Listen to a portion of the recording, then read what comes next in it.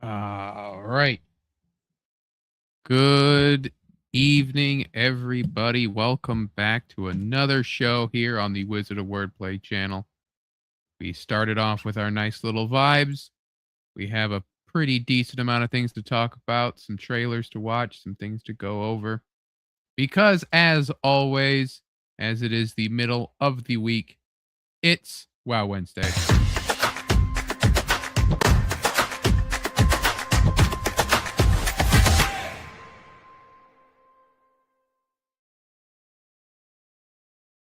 Greetings, travelers, Wiz Kids, and Word Players. It is Wednesday, which means it is Wow Wednesday once again. I am Wizard of Wordplay, the Wow of Wow Wednesday. Hello to everyone here in the chat. We are back once again for another drama-free geek stream. Start off saying, of course, we got Baki, first glass wine. Then we got One Gun saying, "Where's the link, wizard? Stop gatekeeping." Sorry, One Gun. Maybe one day we'll have you back on. I do have ideas for like other podcasts to do, and one of them is for like artists and writers. But so we might have you on for that. But I really got to get back to doing a Thor's Day. Vabent is here, our second favorite mod, saying hello. Yeah, I really got to get back to doing a Thor's Day stream, but something about those recent Thor comics haven't really grabbed me like Immortal Thor did because it's very street level, which is fine. It's just I like talking about hype, cool ass fucking Thor shit and being like, look at all this cool shit. So, uh, whereas the new one's just like building, and I don't know how much it's gonna build towards. Is it gonna be like 6, 7, 10? How long are we just going until we're fighting monsters again? You know, like I don't know. So I mean, we'll see, but we're starting to get a backlog built up of other things. Plus, having to stream through Mozilla Firefox is a pain in the ass because I got to use the ad blocker to show the pirated books on stream. I suppose I could look into just getting it bought and showing it that way, or like taking pictures of it and editing them and showing them that way. It's difficult to do it because I do like reading through the story with everyone and kind of like talking everyone through it. But even now, the stories are just kind of like, yeah, he's street level human Thor guy, and he's gonna throw the hammer at a guy. There's not like a random line that makes you go like, oh shit, this is a reference to this Edda or this old Thor story or something that I can kind of like go into this whole thing about. Uh, there's one scene I suppose that involves Loki where you're like, yeah, okay, like this one I'd want to highlight, but everything else is just it's the same. But but no, I do got to get back to doing more Thor stuff. Because besides that, there is still the Thor Godzilla comic we haven't covered, and the Thor Shazam story as well to cover. So we do got to get back to that. Plus, Taika Waititi was talking about his Thor and how cool his Thor is. It's like, fuck out of here, Taika. No one cares. So we can always rant about that. But we'll see.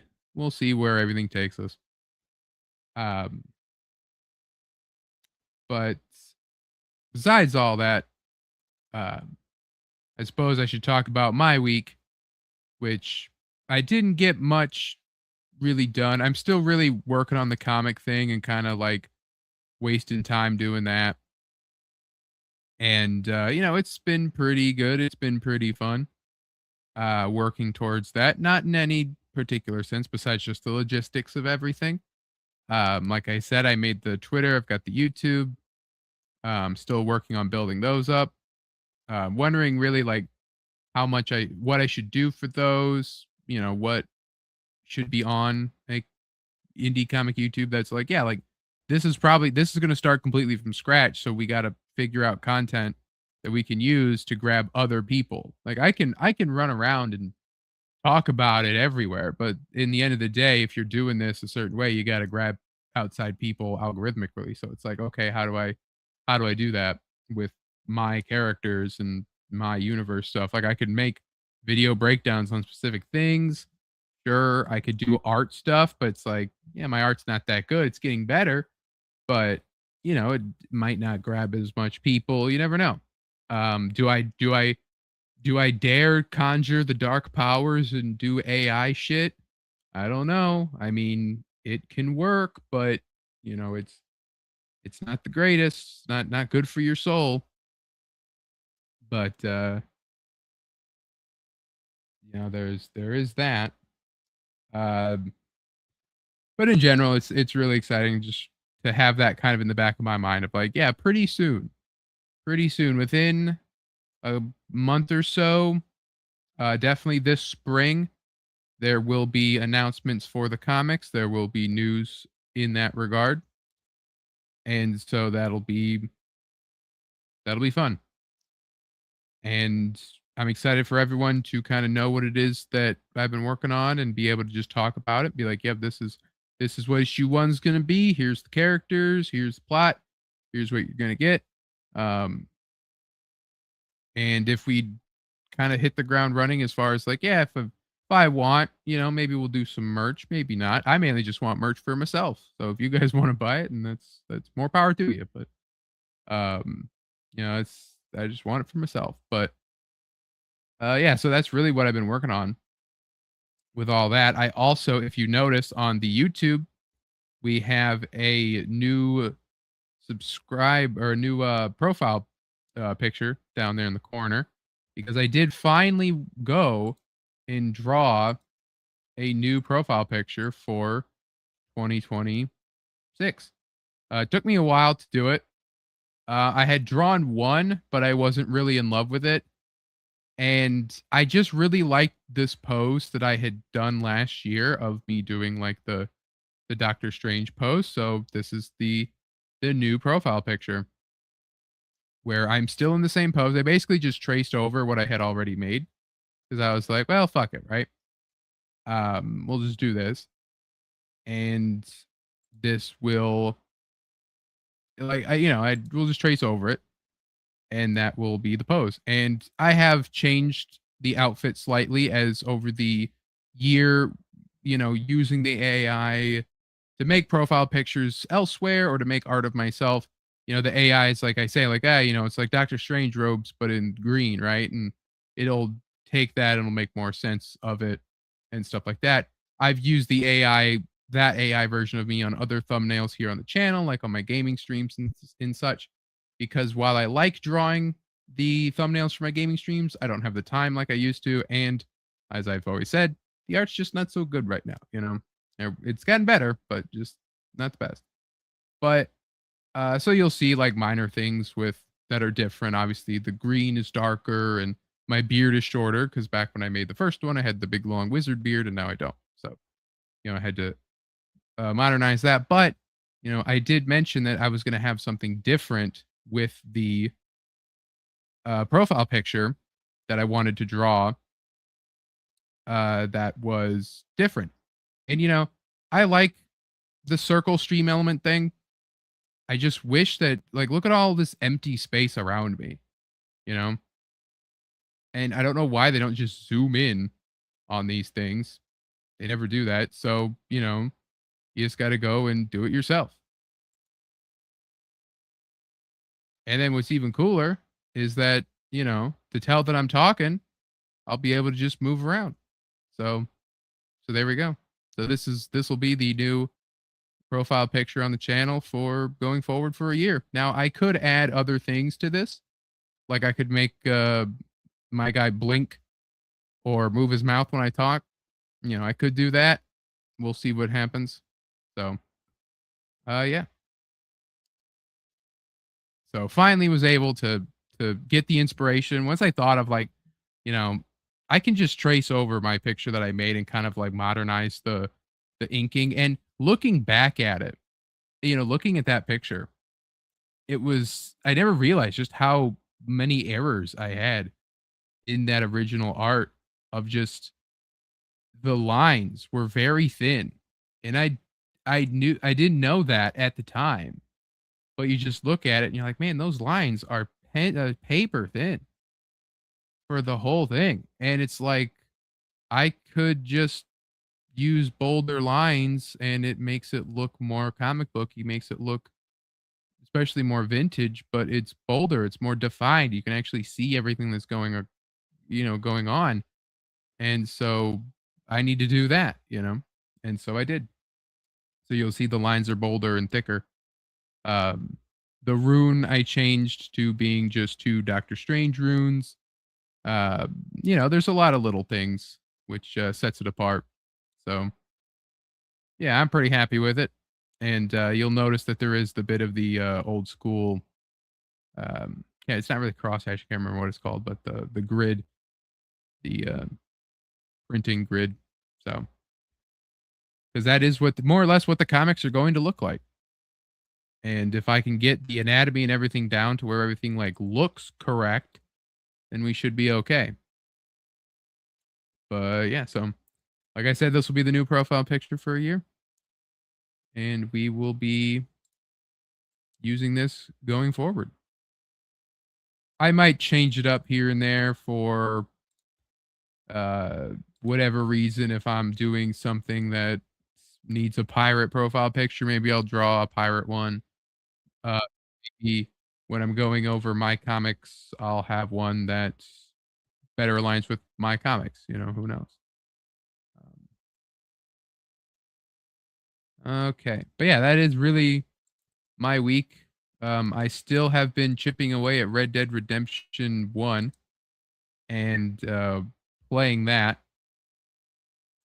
and we'll continue to work towards that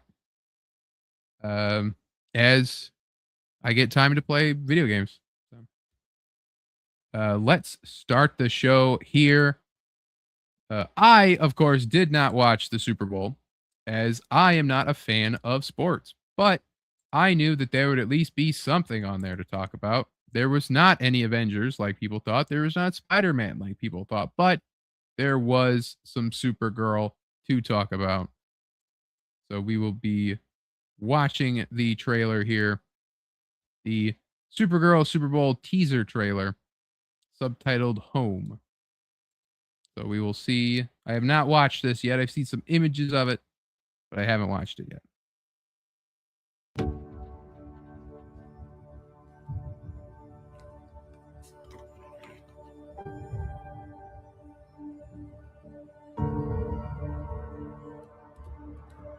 a little, Who are you? a little puppy crypto. What was it like to lose everything in a day? Kraton didn't die in a day. The gods are not that kind. This is not gonna end well for you guys. What's Superman like? He sees the good in everyone. And I see the truth. Yeah, so really not getting much new out of that. Definitely emphasis on Krypton and Crypto. With the little puppy Crypto and the origin of how she finds him as a street stray, I suppose. That makes sense. That makes sense. Yeah, so June for this, so we should be getting more things relatively soon, but I mean, there's not probably much to show out of it because this narrative seems to be a lot tighter, less stuff kind of in there. We'll see what comes of everything as the story develops, as more marketing stuff comes out, what they want to show, what's even in it. Most of the time you get movie trailers, you see there's so much stuff just packed in it. And it's like, oh geez, like this is the whole ass fucking movie. And with Superman, we kind of we did, but we didn't have that. I remember we went over every trailer. We were trying to piece together the movie, and we really couldn't based on the trailer that we saw and what we ended up getting. It was different. So this, we kind of see what we're getting. We know what we're going to kind of get. and yeah, so we'll have to see, like I said, where this will all go. Um,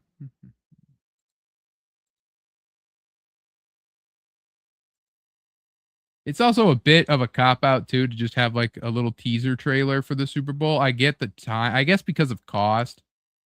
The the cost of having these ad spots is so much now that you can't just drop the whole full trailer. You have to have a lessened one, like a shorter one.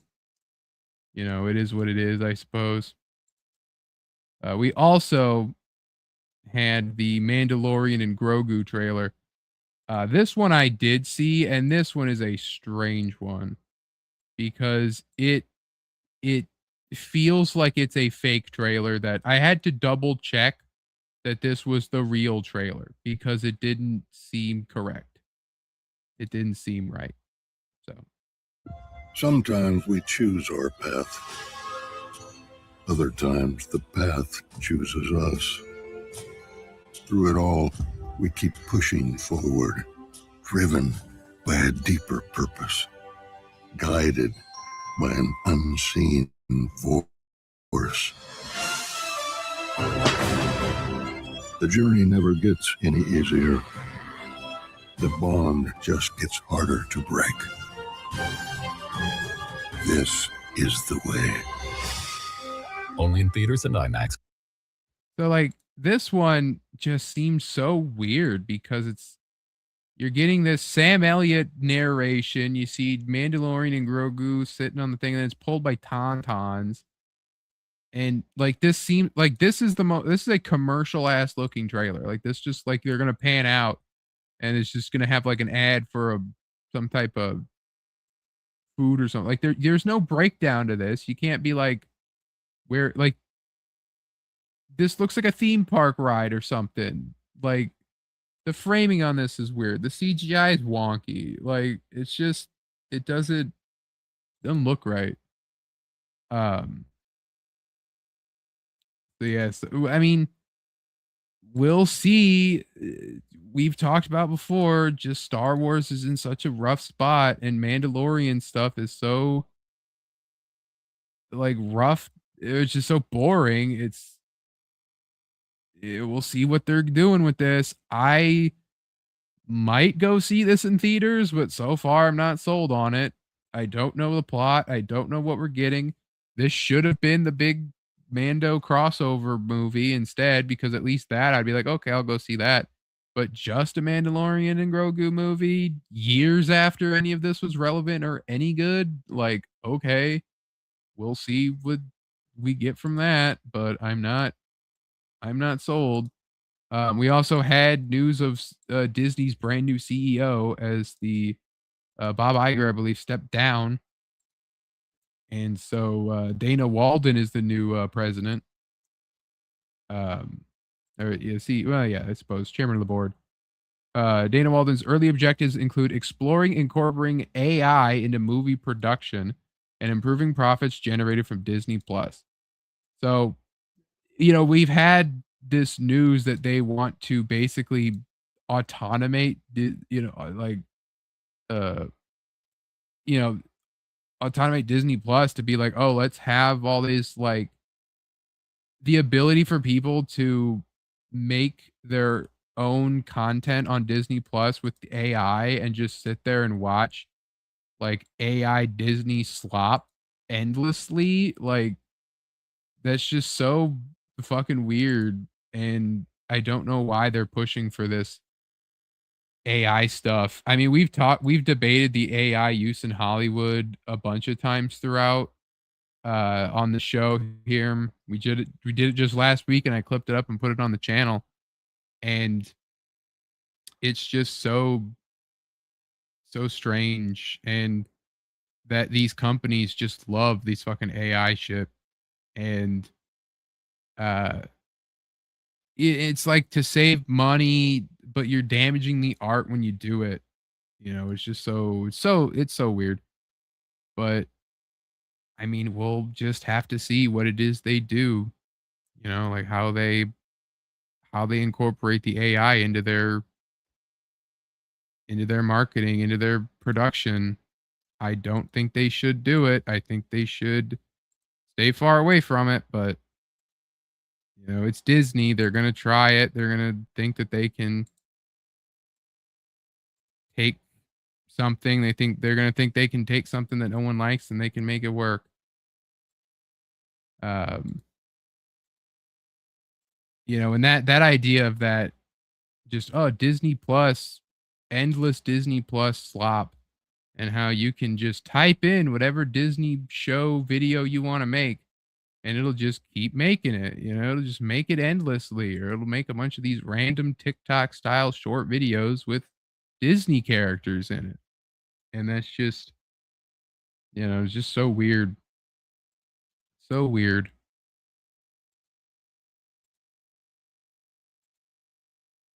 You know, and like I said, we made that clip. We talked about that last week, and you know, we all had varying opinions on it.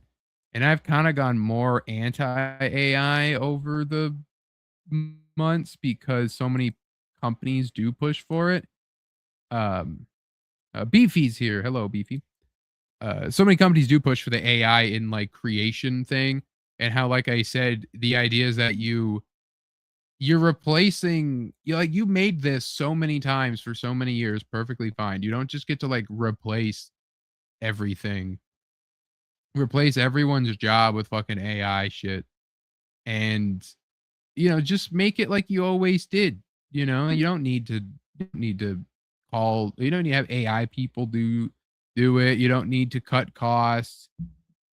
If the layman, if the normie, if the regular average Joe wants to use AI to make something, then fine. You know, that's I wouldn't say to, but fuck it, if you're gonna do it, might as well do it, right?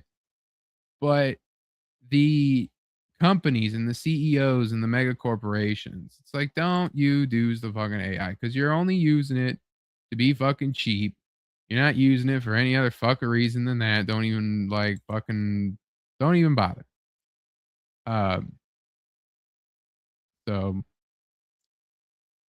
uh, yeah. But somebody who is really, you know, working with Disney, but, you know, is kind of working against them in the same vein, and that's Sony. And we have really a lot of Sony news to cover as the both sides of their company are under the microscope tonight as releasing the trailer tomorrow, which we would save for next week, but the Amazon is very bad about copyright striking us when we play the trailer. So generally, when you have a trailer, we just kind of go as like a picture, one frame at a time, kind of thing. I'm more worried about WB making animation good than Sony. Yeah, WB, you know, they don't make animation as much as they really should for being like one of the early pioneers of it and having so much of their franchises tied to it.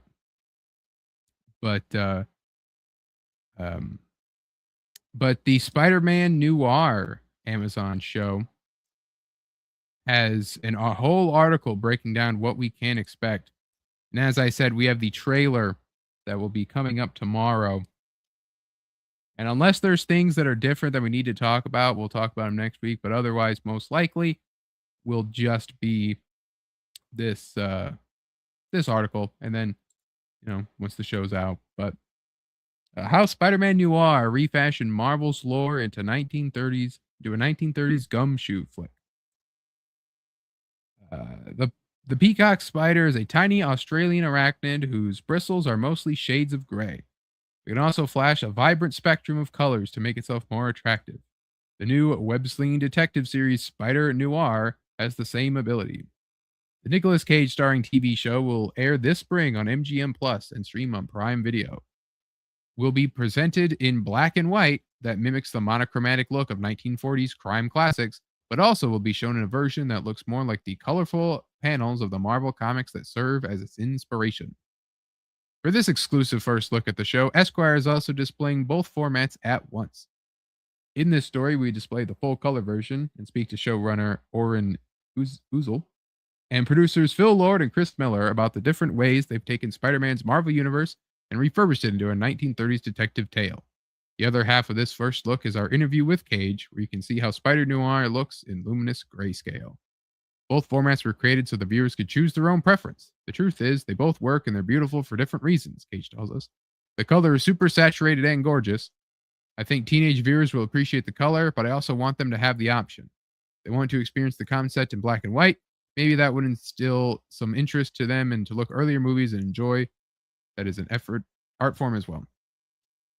Yeah, I did see the different images of this in black and white or in color. And it is interesting. It's definitely something where we will probably, like, this movie was probably meant to be in black and white, but they're like, we can't make a movie in just black and white. You know, that can't happen. It's far too outdated now. You can't do that. No, the kids don't want that. You know, you gotta make it in color. You know, no one wants that. So yeah, so we're getting the black and white and color option. Either way, the showrunner of Spider-Noir says he hopes it feels like a relic from another time. Even the color version doesn't look precisely modern. It looks like a black and white film that's been kind of colorized. He says that was one of the inspirations for how to do it. But it wasn't the exact same process. Rather than record the series in monochrome and paint by number the images after the fact, as early colorization did, the on-set cameras captured digital footage that was split and processed into the two different formats. To keep it in layman's terms, they then adjusted the dials to create something that had every color of the rainbow with a feel of something bygone.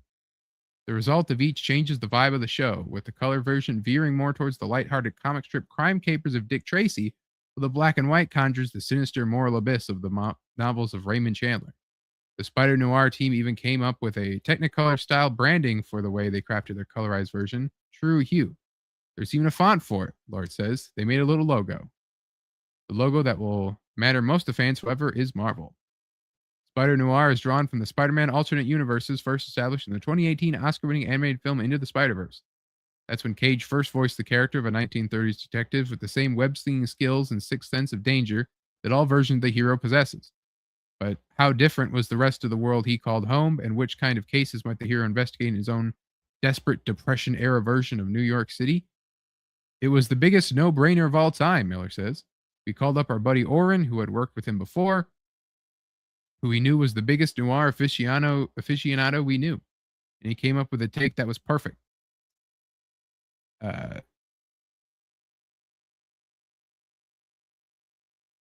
Uziel had worked with Lord and Miller as a writer on 22 Jump Street, teamed up with co-showrunner Steve Lightfoot to shape the story. The Web of Spider expertise was brought in behind the scenes by Amy Pascal, who has overseen the Spider-Man franchise for more than 2 decades. First as a Sony Pictures executive when Tobey Maguire and Andrew Garfield were the web slinger, and then as a producer of the Tom Holland versions and the animated Spider-Verse films focused on the Miles Morales character. Yeah, but fucking Amy Pascal also kind of sucks. Like, you know, like I mean, sure, fine, have her be in charge. You know, like she is just in charge. That's just the thing. But like, I mean, like she kind of with the movies that are good, like these ones are the ones where she's just signs off on it. And then these ones were okay, but she also, I think, was the one kind of she was the one that fucked Spider-Man like 3 and 4. And then she fucked Amazing Spider-Man 2, I'm pretty sure. At least like Sony executives did. So it's like, I mean, she knew when to step out of the fucking way and let Marvel handle it. But I mean, we'll see. Because this isn't, while this is like going to harken to Spider-Verse, this isn't done by the Spider-Verse people. So we'll see. But visually, I think this will look good. And hopefully have some good action. The trailer that we did get had some good action in it. So we'll see what we get out of that. The depth of Spider history was important because Spider-Noir was taking some big swings through the corridors of old New York. Although Cage voiced a variant of Peter Parker in the Spider-Verse movies, his fedora-wearing gumshoe of the Spider-Noir series would have a different real-life alter ego. This hero is Ben Reilly, who was introduced to the Marvel Comics in the mid-70s as a contemporary clone of young Parker known as the Scarlet Spider. In the show, Riley's masked crime-fighting persona is also not called Spider-Man, he's just the Spider, a callback to other early heroes of the era like the Spirit and the Shadow. There were several reasons for the Ben Reilly change-up. The main one was the nature of noir storytelling itself. The genre is not defined strictly by black and white, or the long ago era, or even the more so tone The Big Lebowski is a particularly funny film noir, for example. The definition of film noir has been up for grabs ever since the term originated in the mid-40s.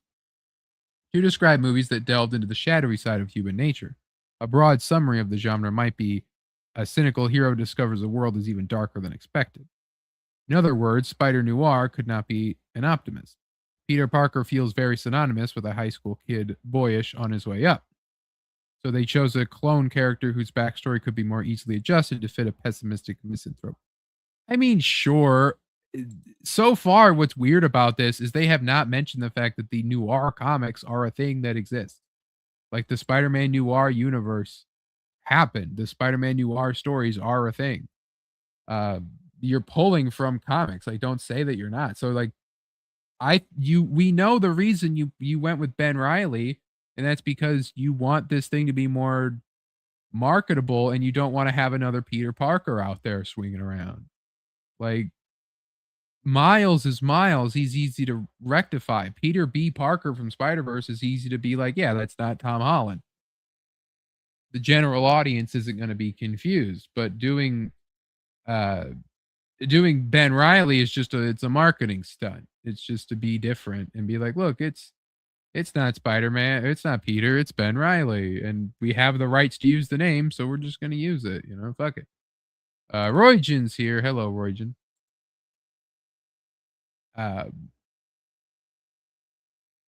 Yeah, so I like how much they're leaning into the noir thing. They're leaning into all that. It should be very interesting. So we'll see. I'm watching, I'm interested. But I don't know why they're not even mentioning the comics being a thing. This character is very different from the Peter Parker from the movies. He's older and jaded and not afraid to punch a guy in the face drunkenly, Miller says, while Lore chimes in. He already had his Chinatown disillusionment moment that happened years and years ago. We see the B. Reilly, the private investigator that, also does the vigilante work. So instead of a kid coming of age while dealing with surprising new powers, Spider Noir is a guy whose hero complex was collapsed into a midlife crisis.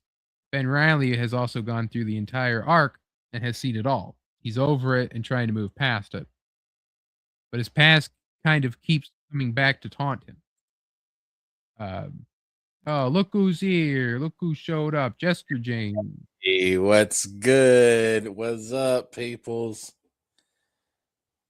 You already missed the Mandalorian Super Bowl trailer, but I don't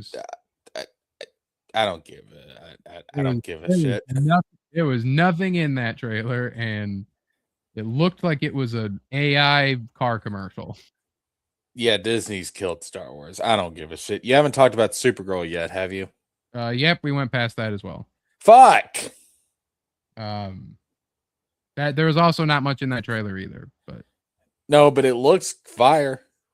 Yeah, I was basically saying about how we've gotten to where we're like with the other trailers. I feel like we've seen everything that they're gonna show us, if that makes sense. Yeah, I get what you're saying.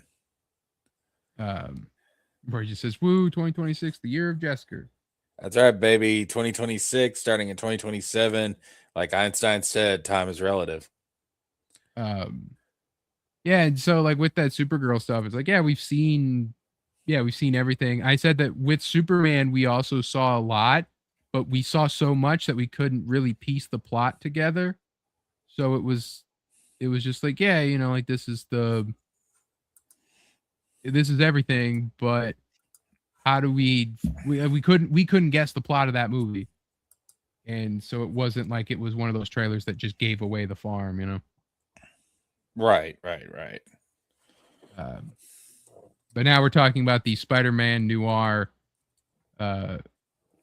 article they put out. The trailer's coming out tomorrow, but they basically broke down how they're doing this noir story, how they're doing it in color and black and white. They are he's Ben Reilly, and Nicolas Cage is Ben Reilly. He's not Peter Parker. Why they chose to do him as Ben Reilly and not Peter Parker. Yeah. I mean, Ben Riley's got his fans. Yeah, I think mainly why they did it was because the Ben Riley's not Peter, so we don't have to confuse people and have people be like, "Wait, where's Spider-Man?" Like, why is he just not Peter Parker, or like he's not Tom Holland, and they want to not have a Peter Parker, two Peter Parkers running around in cinema. So. Gotcha. Well, in case it like takes off or something, I don't know. I mean, I guess, yeah. Well, I think Ben Reilly deserves some more love, but maybe this isn't the best place for it. Well, yeah, because they just use the name. Like, sure, he's not a clone of Peter, like they're not going with all that. He's just a guy whose name is Ben Reilly. Right. So, but they also have not mentioned the comics at all, like the Noir comics or anything about like, yeah, we pulled a lot from the Noir comic universe. They're basically talking like, yeah, we built this whole like Spider-Man Noir first appeared in Spider-Verse. Like, no, the fuck he didn't. Like, right. They create the universe in that fucking movie. So instead of a kid coming of age while dealing with surprisingly new powers, Spider-Noir is a guy whose hero complex has collapsed into a midlife crisis. Ben Reilly has already gone through the entire arc and has seen it all. He's over it and he's trying to move past it. But his past kind of keeps coming back to haunt him. It's just a different version that we haven't seen before. The change in identity is also a mystery the producers say will be addressed in the show itself. I have to be coy about the reasons because you'll find out. The reason he's named Ben Reilly is explained. We'll leave it at that. Oh, so maybe they do some Clone Saga shit, or his name so if they make it where he changed his name to Ben Reilly and his name used to be Peter Parker and he's like hiding from it, that's okay. I guess yeah. if they say they got a reason, then that fits with me. Yeah. I think if they're gonna do that, going like actually getting the clone stuff involved would probably be best. Well, especially like this is supposed to be the 40s, so doing like a 40s clone saga is interesting, is different. Especially if he's older, so he's been a clone for probably like 30 years at this point. So it'd be the 1910 clone saga, like World War I fucking clone saga. That'd be fucking crazy. It was the guy with the funny mustache that cloned him. I mean, they might do that, It's I mean, it's given the time period, it's not out of the realm of possibility. Yeah. Cage tells Esquire that he saw his Riley performance as 70% Humphrey Bogart and 30% Bugs Bunny. Given that there's a comedic side to the mystery story, but the producers say he's also gave them a different description of what he was trying to do. Nick brought all of this thinking to the character that really surprised us and was kind of a head slapper, Lord explains. His take on it was like, I'm a proper spider trying to cosplay as a human. He's code switching inside his body. He feels like an animal. So Nick Cage is going to be fucking weird in this then. He's going to be, he's Wicker Manning Spider-Man Noir. I've kind of missed crazy Nick Cage though. We haven't had that. I think he had that that movie that was basically Five Nights at Freddy's, but not, where he's like the night guard of a like a Chuck E. Cheese, but it's like he gets attacked by like murderers or something. That one he plays like crazy in that one. But so that's interesting. Yeah, I could roll with that. I could roll with that. That's why you cast Nicolas Cage, Miller says. He's going to come at a character in a way that no one else would think of. Pretty much, yeah. Every Spider-Man also needs some amazing friends. Spider-Noir is surrounded by several characters drawn from the Marvel Comics pantheon who have been refashioned as hard-boiled archetypes.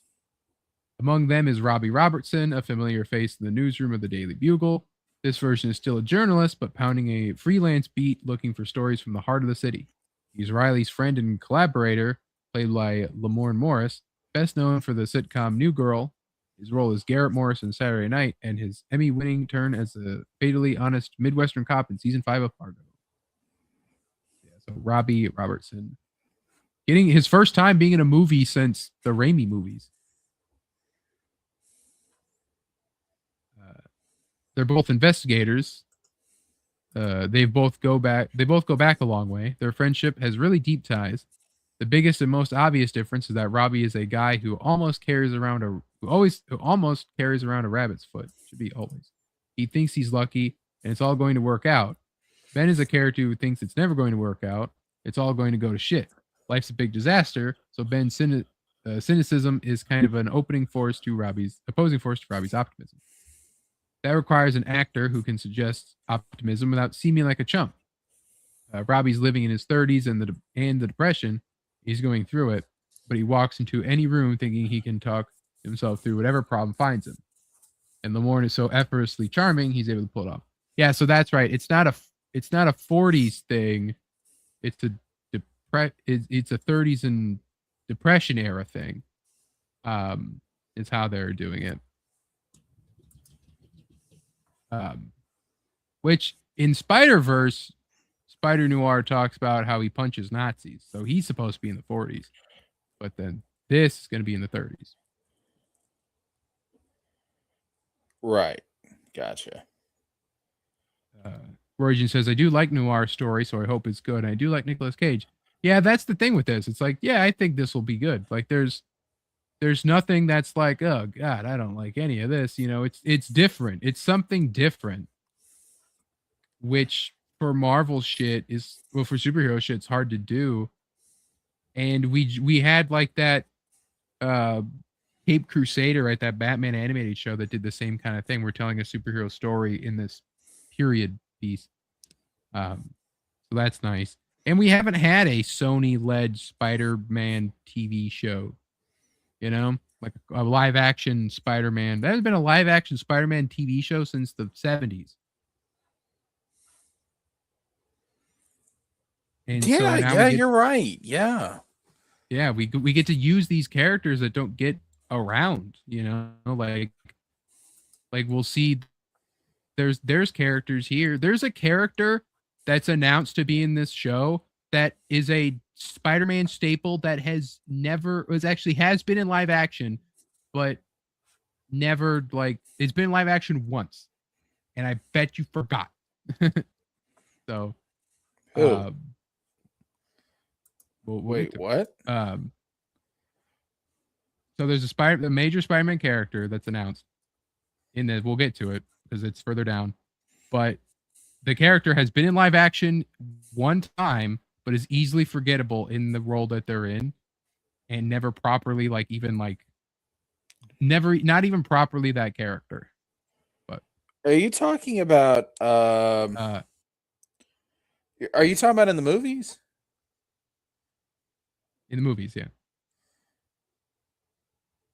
Felicia Hardy, Black Cat, The Riley's, Amazing Spider-Man. Felicia Hardy, Black Cat. Is gonna be, yeah. This is Felicia Hardy.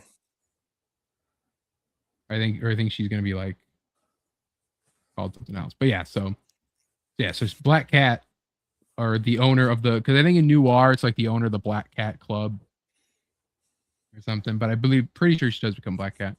But anyway, Riley's other major support pillars is trustee secretary Janet, played by Karen Rodriguez. In addition to fielding calls and setting appointments, she's a pretty good investigator on her own, and she's a resourceful girl Friday when Riley needs help keeping everything together.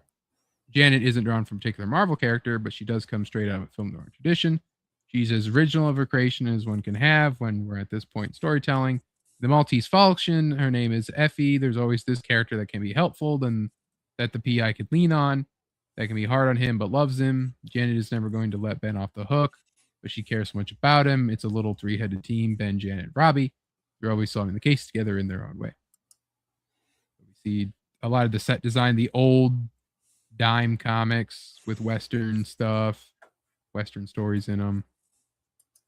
Old calendar, the old, I see all the old stuff.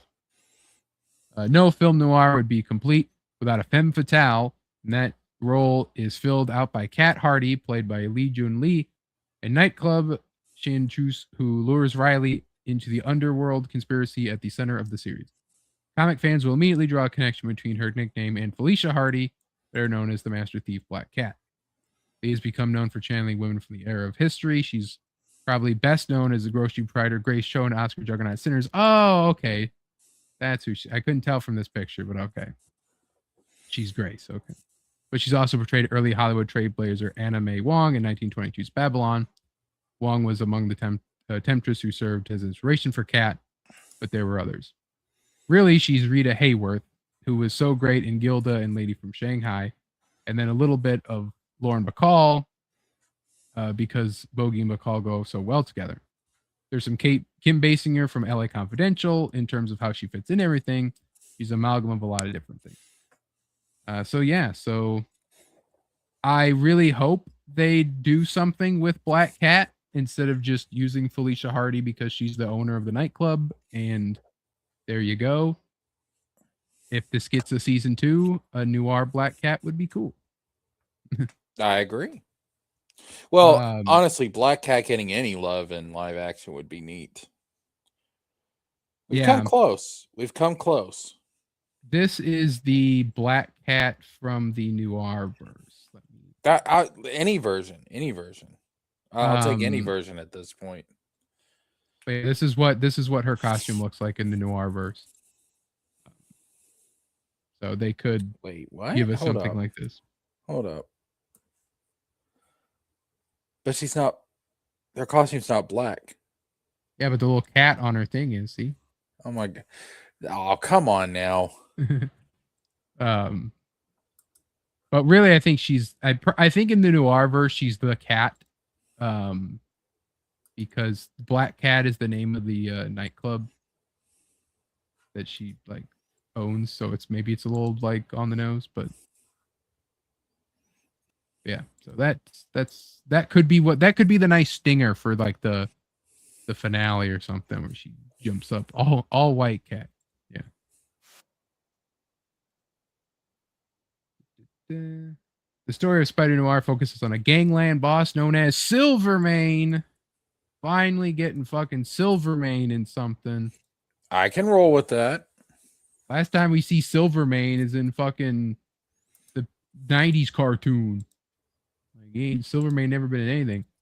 Silvermane was basically set up to be in the Spider-Man PS4 game, but they changed him to Hammerhead. If you play that DLC of that game, you're like, this makes more sense if it's fucking Silvermane. And plus, it's Silver versus Silver Sable. The DLC is called Silver Lining.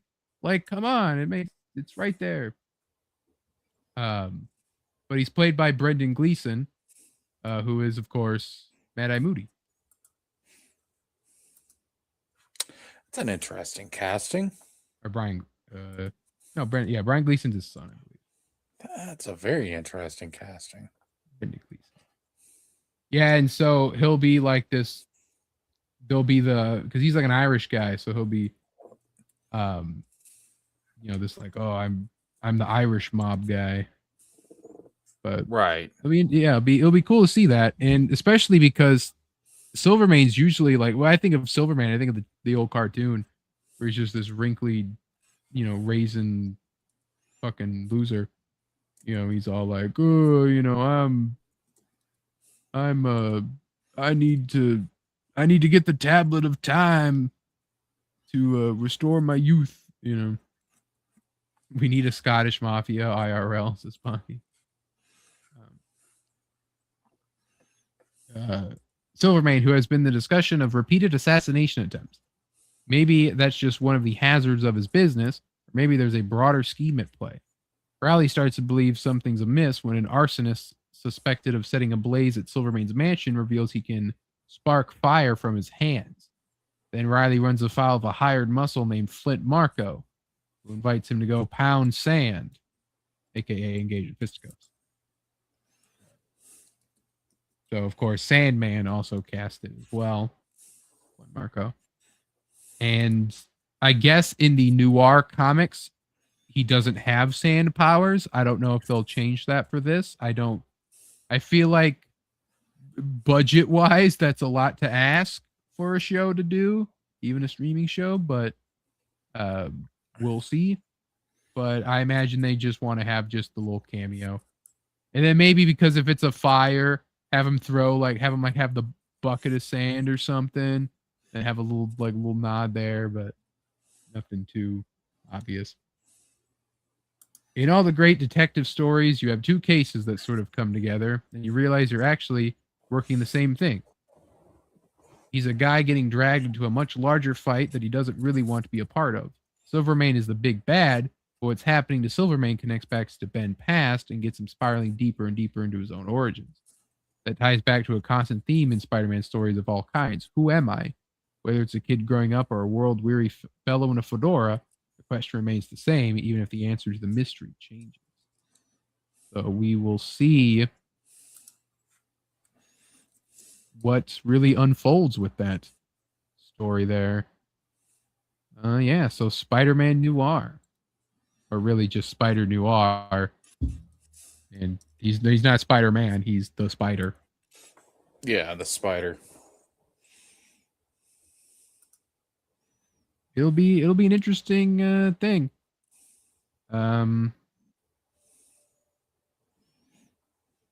Because it's intriguing. It's got me intrigued, like I want to see something different, and this is something different. I know Nicolas Cage can act, so you got me there. It's gonna be a weird blend of stuff, not gonna lie. Yeah, I mean the Noir stories were kind of like that as is. I don't know. Like I like that there's a different. Yeah, we're just different whole vibes here. Completely different. Mr. Yanafui is here. Hello, Mr. Yanafui. Welcome to the Wizard of Wordplay channel, and welcome to Wow Wednesday. I like this whole noir detective thing. This whole, the using of Spider-Man characters. This reminds me of a lot of what I think like the Penguin, is in this gritty crime, mob boss detective story. I think this will just be really cool, and I hope that Sony gets a good hit on their hands and doesn't fumble it. Yeah, like let's not Morbius and Craven this shit. Yeah, like keep everyone involved with those far away from all of this. No one wants to fuck around with all that shit. And it's these spin-offs of the Spider-Verse movies are good ideas. You could do a Penny Parker anime. You could do that if you wanted to. Throw some money at them. Throw some money at some studio, make a Penny Parker anime. People like mecha anime, and that whole universe is just like Evangelion or whatever the heck. There's that. There's the you could do Spider-Gwen could really have her own live action movies if they wished for that. Yeah, she's definitely especially after the Spider-Verse film, she is definitely a well-known character at this point. So yeah. And then we're getting Black Cat, at least Felicia Hardy in something for the first time since Amazing Spider-Man 2, where she's never even named. She's just named Felicia. Yeah. They were supposed to do that, like Silver Sable Black Cat movie. They had that on the docket forever. They're like, we're going to do it. we're gonna do this movie. Oh, now it's a show. Well, now it's not a show. Well, now we've canceled it. And they just kept shuffling all that around.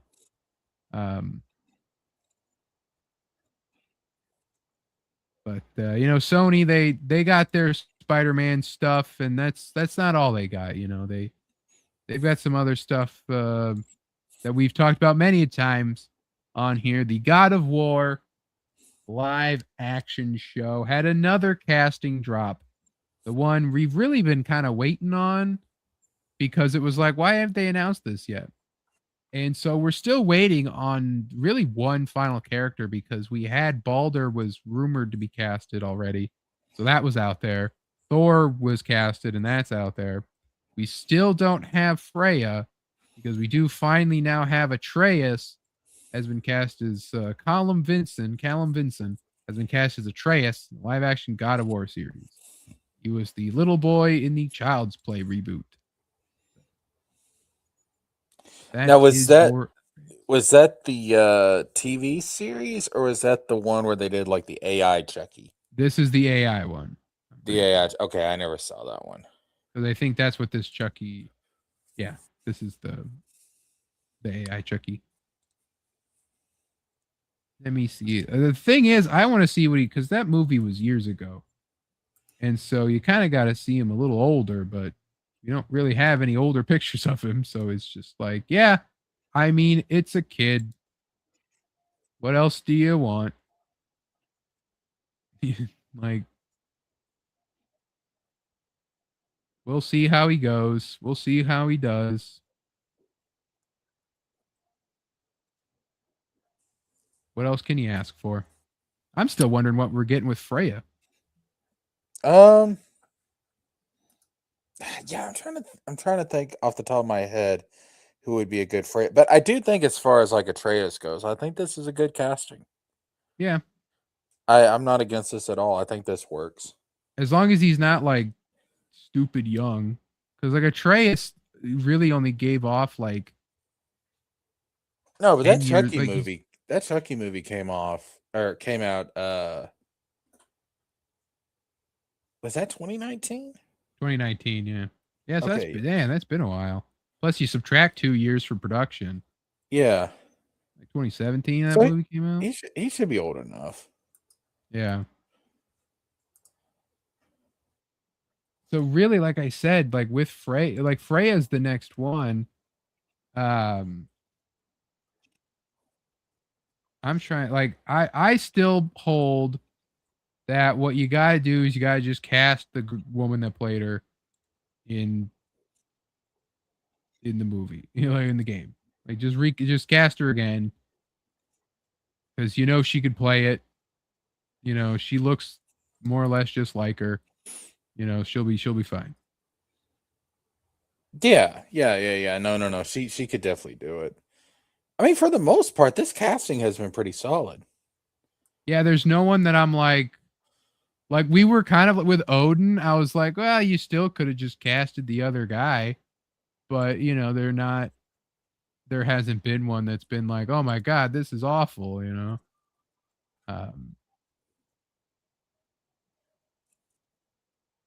Yeah, I mean, like, if you're gonna do Freya, this is the easiest casting call to make. Who's left to cast? Who's left to be cast just Freya? So yeah, so they haven't officially announced Thor and Balder. Those were rumors, but who they picked was like, okay, yeah, this makes sense. This is who they picked. So I believe those are the real ones. Freya is the only person, unless they want to get people who were in the other, like, if they want to get people from Ragnarok to be in it, like Freyr or Tyr or people like that, but it's like, no, you got to save that for Ragnarok. Yeah. But they also are doing all the Aesir, so it's like, okay, we're getting that. If they want to do Thrud, but they won't probably announce Thrud. She'll just be in it if she's in it. Oh, Magni and Modi. They got to get Magni and Modi yet. I suppose they're not really going to give them much thought. They'll probably just hire some like buff actors that don't need to do much.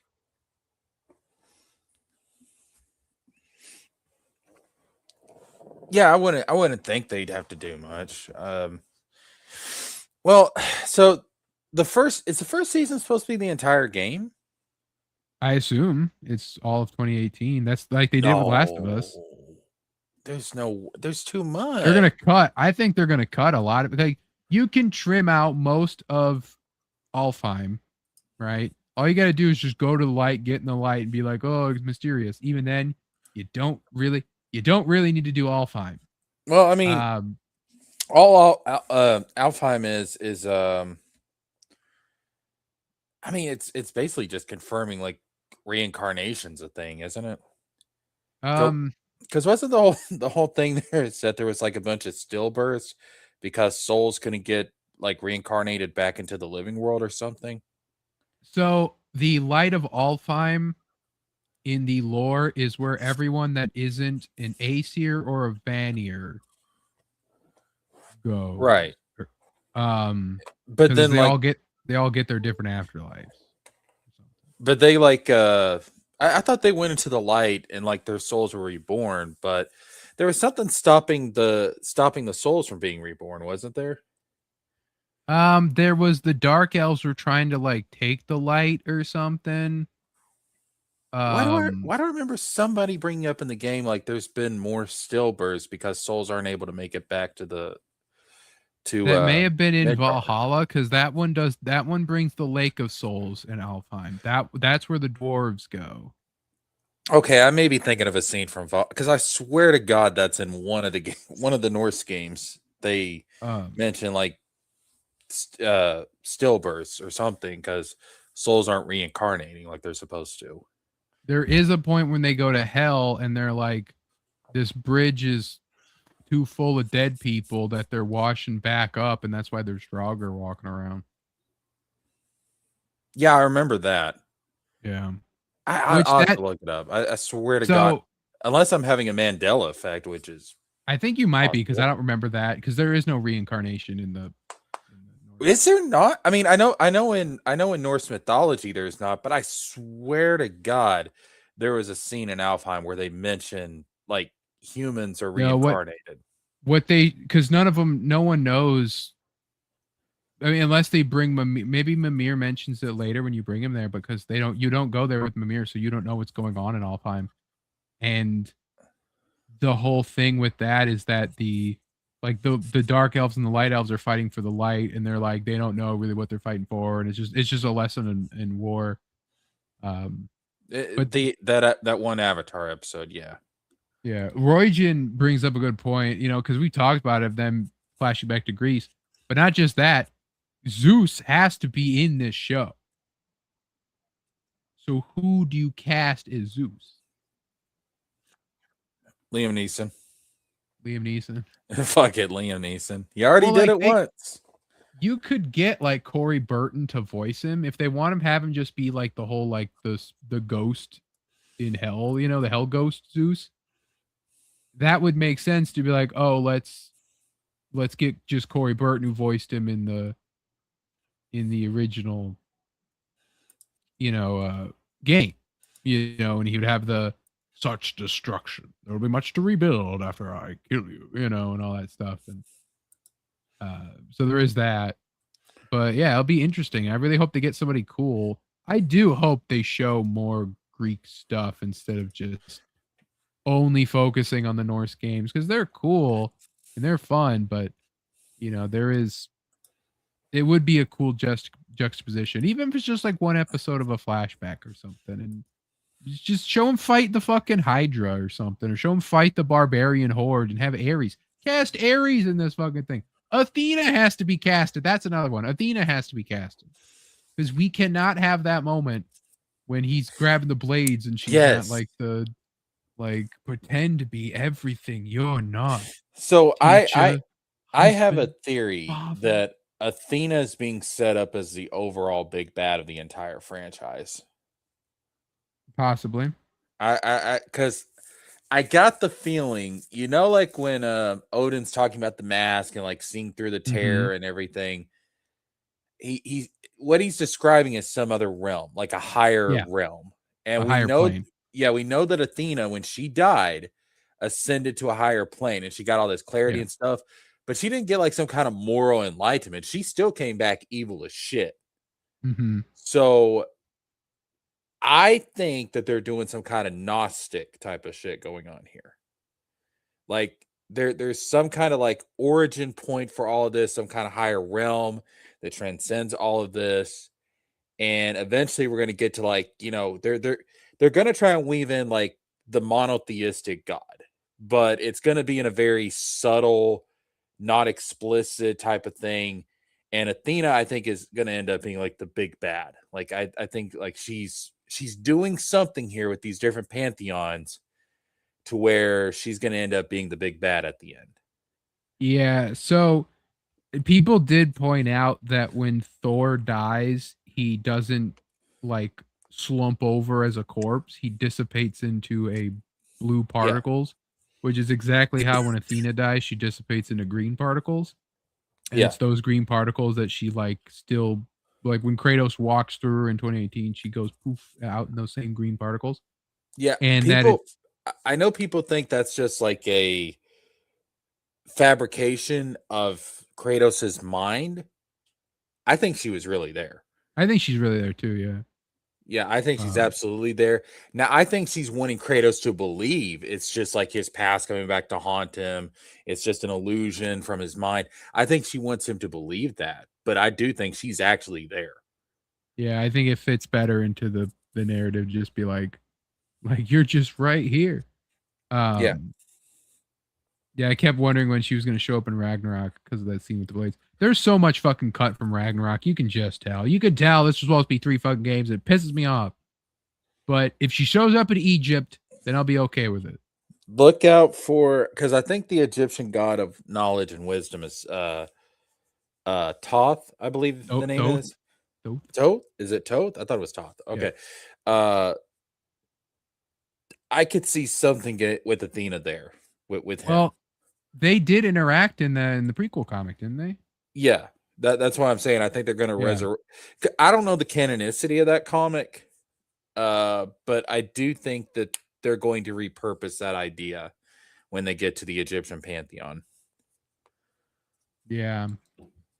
What if so? Like, it's been rumored that Atreus is supposed to have his own game. What if? I mean, what I want from Atreus is him to go to Greece, or at least him to go to Rome, but him to go to Greece and be like, what the fuck happened here, right? I think that's Endgame. I want Athena to like manipulate him or something, because he don't know who Athena is. I think the Roman pantheon is Endgame. I think that's when you're gonna have Kratos and Atreus go back to Greece / Rome together, and I think that's gonna be like the final part of the franchise. I don't think we go there too. To be honest, like going to Rome and doing Roman god shit, I feel like is kind of boring. That's why I'm saying it's going to be towards the end, because when he goes back there, he's going back to his home. By the time you get to the end of the series and you've been through all these pantheons, it's going to feel new. Like it's going to feel refreshed. But I think Egypt is next. And so here's my theory. So we don't know what happened to the giants. All we know is that they left. I think they left, and I think they're going to do like a Moses type of thing. I think they left. I think they got enslaved by the Egyptian gods. I think Atreus is going to Egypt, because I don't think Kratos is going to be the main character in the next game. I think it's going to be Atreus. I think Atreus is going to Egypt. He's going to find that they've been enslaved. And the conflict of the first game of the Egyptian god saga, that sounds very Yu-Gi-Oh-ish, is going to be Atreus basically coming in with a Moses role to tell the gods to let his people go. I think that Rojan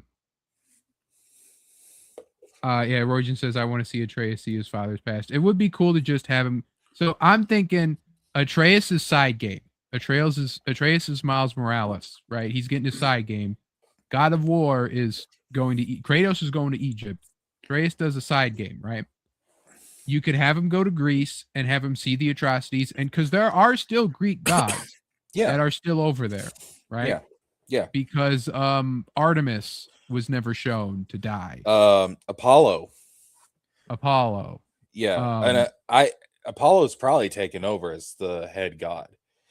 Yeah, there's a lot over that you could touch. There's also a point in Greek myth when it's like is not Typhon, or there's some like fucking Greek monster that like attacked Olympus, and all the Olympians had to escape to Egypt. They hid there. He because like Echidna's the mother of all monsters, Typhon was the father of all monsters. So you could do something with that where it's like, oh, we escaped to Egypt and we've been hiding in Egypt, and so there's Greek gods over there too. That could work. So like that's why Egypt is more the end game thing, whether or not it's end game, because you would have all of them all the plot lines would converge, because Atreus is either going to go to Greece or there's going to be Greeks in Egypt when Kratos goes over there. But what would be cool, there's another mythology that's been equally set up besides Egypt, in especially Ragnarok, and that's the Celtic / Arthurian / Shakespearean myth. Atreus would be perfect to do a side game over there and have Atreus either meet Arthur or something, but there's a lot you could do with that. You could do a lot with like Atreus over in England or Ireland, Scotland, wherever. And he does a side game over there, and he hunts for giants, because there are giants that appear in those myths as well, and you could do shit with like Stonehenge, you could do shit with fucking maybe Merlin's a piece of shit, maybe Arthur's a piece of shit, who knows, and you could do stuff with that. I mean, it's possible that's the end game too, is going over to England and Kratos at a castle. He's fighting a fucking dragon or some shit. He pulls out sword Excalibur from the fucking stone. The Celtic stuff I think would be good for a side game. Roygen, that wasn't Apollo that got his head ripped off. That was Helios. Yeah. Apollo in some Greek traditions, especially like the later Greek traditions, was suggested to be the successor to Zeus if anything ever happened to Zeus. So that's why I'm saying, like, I think it's likely that Apollo could have taken over for Zeus after everything went down in God of War 3. Excuse me. But here's the thing, man. Like, I let Kratos rest for a while. Like, he's a god in the Norse pantheon right now. He's got responsibilities there. Like, I really think like what Ragnarok was suggesting is that Kratos's time as the main playable character, at least for a while, is done. It's gonna be Atreus. The devs have pointed out that they're like, there is no God of War without Kratos. So like they're not gonna be like, oh, it's God of War, but like people were saying God of Mischief, right? Have an Atreus game called God of Mischief or something like that, and you could, he would do that. But you can't do like God of War and have Atreus as the poster boy. You can't do it. Cannot happen. It's no different. It's like it's the Spider-Man thing. That's the most like apt like comparison I can do for it, because you're like, no, you can't have a Spider-Man game with just Miles unless it's subtitled and marketed in that specific way. I don't think that's good for the story. Did you play the Valhalla DLC update? Ragnarok? Yeah. So it's like he becomes basically the new-ish God of War, maybe. But he sits on like the council, he's the God of hope, or whatever you want to call it, Yeah. And so, but he's still like, I think the idea of what would get him to leave the Norselands is like, oh, maybe Atreus got fucking captured in Egypt and we gotta go find him. Are we just never gonna let Atreus become his own character? Are You we never can. You gonna? just got to have a side game. Like you just got to Are be we in the never side gonna? game. No, man. I'm telling you, it makes so much more sense because I think if Kratos has to go and save Atreus, that is a regression of Atreus's character. Because one of the things, like that final scene where Atreus goes off on his own, to me, that was Kratos saying, "I trust you to do this alone. I trust you to go alone." Like, if he has to go and save him, that is such a regression of Atreus' character. That is such bad fucking writing. Well, I don't know. Like, I mean, like, it just depends on it's like if he's stuck in this like terrible situation, or maybe what calls Kratos back is Apollo sends him a fucking letter or something. He's like, We hey, got your kid. I mean, there's that if they want to make the Greeks all terrible, but it could just be like, hey, we need help. We maybe we got Typhon. We got Typhon now coming after us. You are the son of Zeus. You need to show the fuck up. Family reunion time. We need to fight fucking Typhon. And Kratos is like, I can't go back to Greece. I did terrible things there. They hate me over there. Then they got to be like, no, you got to do it, Kratos. Like, you need to help them. We're all hiding in Egypt from Typhon. You got to show up. You know, like there's a lot they could do with that. You know, Homie, I'm telling you, it's people have got to let this motherfucker go. well, I mean, Kratos was added to Fortnite. Atreus wasn't. That's like, let the motherfucker go, man. Hold up, wait a minute, Baki, hold up. Oedipus, really? We don't need the Oedipus myth in God of War. We're good. But I did read, so I was skimming through, and so like Aphrodite is still alive because obviously you don't kill her. Killed her in them sheets, though, if you know what I'm saying. Artemis is still alive. There was a point where I thought like my fan booking for Ragnarok was to have Artemis show up trying to kill you, and she because she's the goddess of the hunt. She should be hunting Kratos, trying to fucking murder his ass. And it would be really cool to just have her show up like, I found you, Kratos. It's like, I've been hiding for years. I'm the goddess of the hunt, dumbass. You know, like, you're fucking kill you for what you did in Greece. We had Kratos reconcile with his past personally, but we haven't seen him actually deal with the fallout of what he did because he left. So we do need something. We do need to return to Greece. We need the Greeks to be in Egypt. We need something.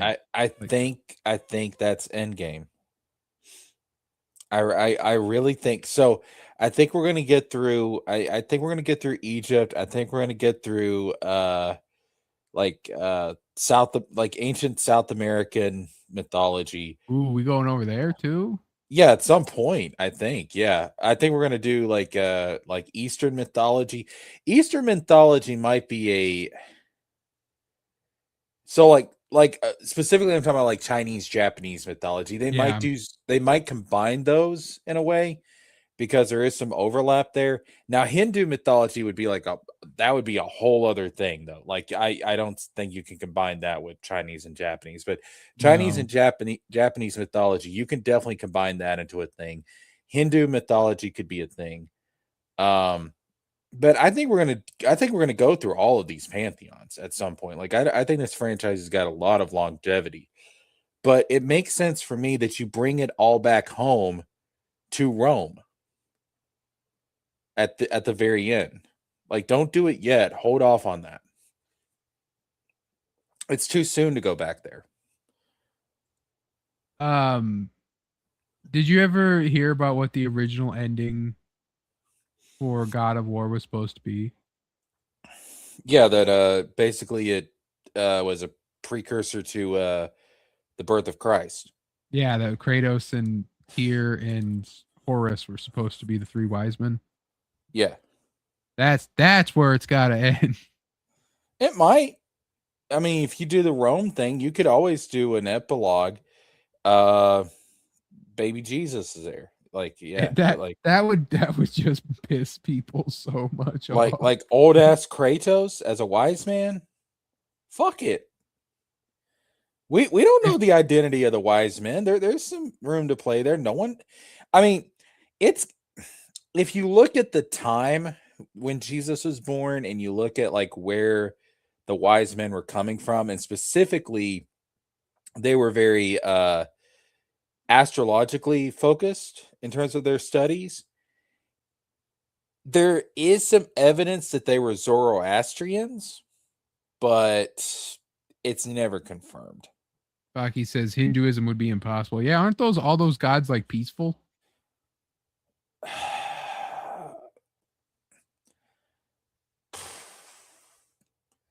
I wouldn't call Shiva peaceful. Yeah, like Shiva's the only one because she was like the only one they added in like Smite. I think. Well, they had Kali. Kali's not peaceful because you have like the Kali Yuga, which is like the dark times for Hinduism, and then you have the oh shit, what's the Hindu savior called? You have the Kali Yuga, which is supposed to be like the dark times, and then at the end of the dark times, the Hindu savior comes in, and Smite had Agni, they had Bakasura. Is it Kalki? I think it's Kalki. Let me look that up. Ganesha, Kali, Hindu savior. Kumbhakarna, Rama, Ravana, Shiva. Let's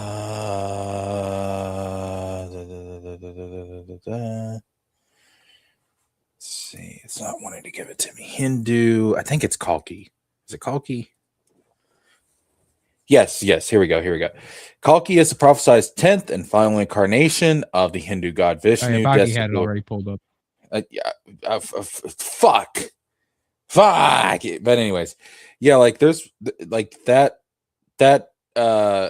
incarnation of Vishnu is supposed to show up at the end and basically restore cosmic balance, end evil, and restart the cycle of time, symbolizing hope. And Kali and Shiva would be impossible to beat, along with Sung Wukong and Pengu.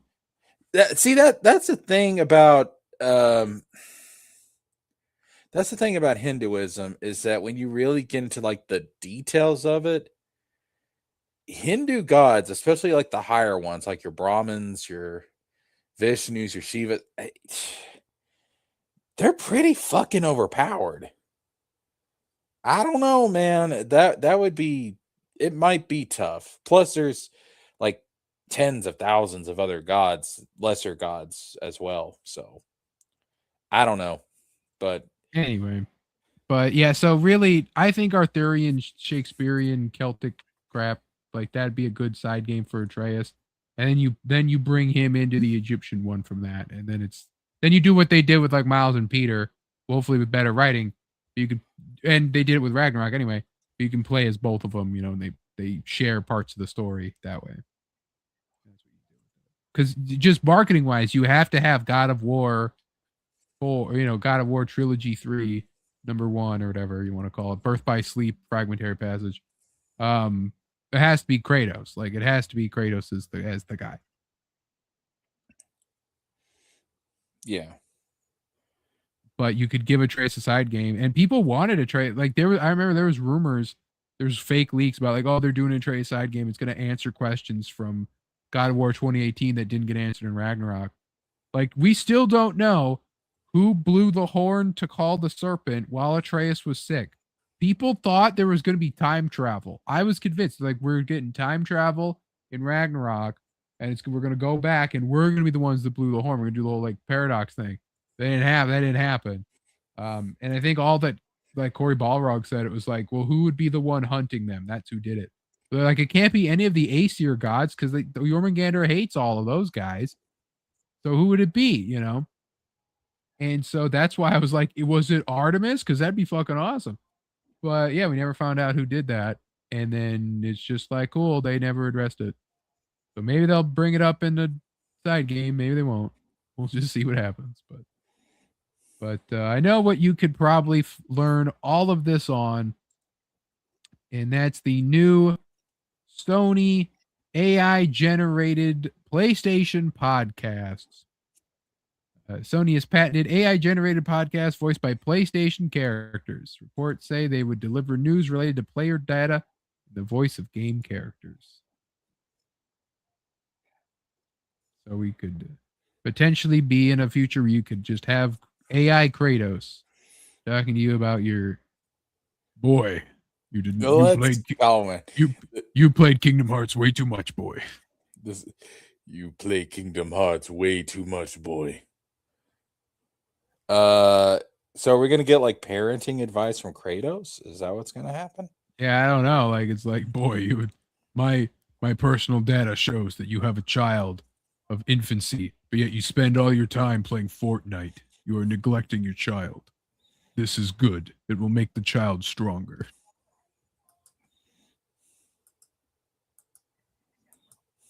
You know, in Sparta, we would throw our children off of cliffs. Oh, damn. You know, so I don't like. If that little bastard gets too fussy, if he's a spoiled, rotten little bitch, just toss his ass off a cliff. Toss him off a cliff, like the Athenians should have done with their kids. Yeah. So this is just weird, and we'll be seeing a lot of this, especially out of PlayStation, where they're like, yeah, let's push this AI shit. You know, I was talking about it earlier, because the new Disney CEO or whatever wants to be like, yeah, let's make this AI Disney Plus slop. And they want you to just be able to just go on Disney Plus and just endlessly watch Stitch eating fucking fruit and shit made by AI. You know, like what do you got wrong with the Stitch is eating fruit? You don't find that entertaining? Well, it's like, how many different times he's gonna eat? How many times gonna different fruits he gonna eat? You know, like he's a real life Stitch eating fucking fruit. You know, it's just weird. It's just weird. I think it's entertaining. I mean, fuck it. Well, now, Jesker, the AI PlayStation will go as far as to remove you playing the game, as PlayStation has also patented ghost player technology that will allow AI to play games for players who may need assistance or are stuck. Are you fucking serious? So they just want to be like, is this game too hard? Well, here, the AI will play it for you. Okay. Bro, look, I know, like, I'm the biggest AI wanker that there is. I understand that. But the biggest clanker wanker that there is. That's a fucking title. I'll embrace it. But this is too far. The whole point of playing a game is to actually figure out the challenge and progress through the game. I mean, yeah. What I don't understand the point. Like, how do you derive joy from that? Well, yeah, it's like, it's the whole argument with like the souls things, right? And how there's like, you have to be able to beat the game to have this accomplishment, you know, and just be able to, like, that's the whole point of the game. Yeah. You know, where would we be if we didn't beat Sephiroth in Kingdom Hearts 1 in the Platinum Cup or whatever? You know, like, fucking no health, fucking no, you know, we did it. We beat that. I still haven't beat Lingering Will, but, you know, still. That's when, oh my God. Have you beat Yozora? Yeah, I beat Yozora, yeah. Okay, you'll have an easier time with Lingering Will. Yozora's tougher than Lingering Will. Like, I mean, when I first played Kingdom Hearts 2 Final Mix, like, yeah, Lingering Will was a bitch. But Yozora frustrated me in a way that I have never experienced in a Kingdom Hearts game. Like, holy fucking shit. I was like, dag. Not that it's a poorly designed boss or anything. If you want to see a poorly designed secret boss, mysterious figure in Birth by Sleep, especially when you play as Terra. I swear to God, the developers forgot they programmed mysterious figure and they forgot that Terra was a playable character in that game. Because that shit is ridiculous. Yeah, like, get AI to play Dark Souls for me. Like literally just fucking it's too hard. Beat the game for me.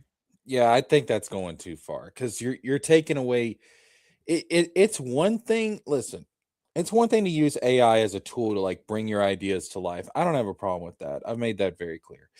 Like, because the end product, once it's done, like that's where you derive the enjoyment from. Yeah. But to have AI play the game for you, I don't know how you get any sort of enjoyment or entertainment from that. That's what's throwing me off. I don't get it. At that point, just go watch a playthrough on YouTube. Yeah, just at this point, PlayStation, just make a movie. Yeah, like, there's no reason. To me, like this seems like an area that AI would feel pointless putting it in there. Like I don't get what is really done here that a YouTube playthrough doesn't already do. Yeah. So yeah, I mean, we'll see. I mean, I don't even know how this would work because there's so many games. Like this could be in like one game, a handful maybe, but so many games require so much. What if I intentionally put the AI, like I'm going to put it in an impossible place to know what to do, and then I'm just going to say, AI, get me out of this, and then it's just going to fucking act stupid. Like I'd get like 5 minutes of enjoyment for that. Like, look at it trying to think, it's stupid. But at this point, just put skip buttons in your fucking game. Just have the ability to just skip boss fight. Yeah. Skip level. Skip the credits. Play only cutscenes. I mean, honestly, that would make more sense. Yeah, it's probably easier. Coding and everything.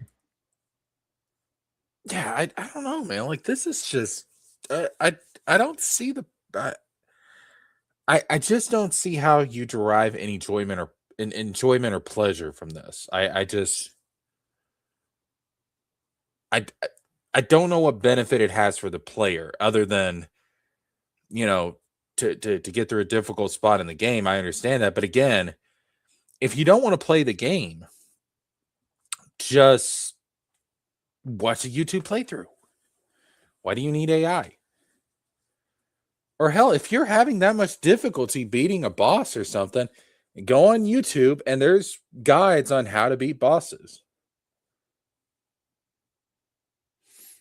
So, because I admit, like the first time, like I was fighting Azora, I was like, where the fuck am I messing up? Want to have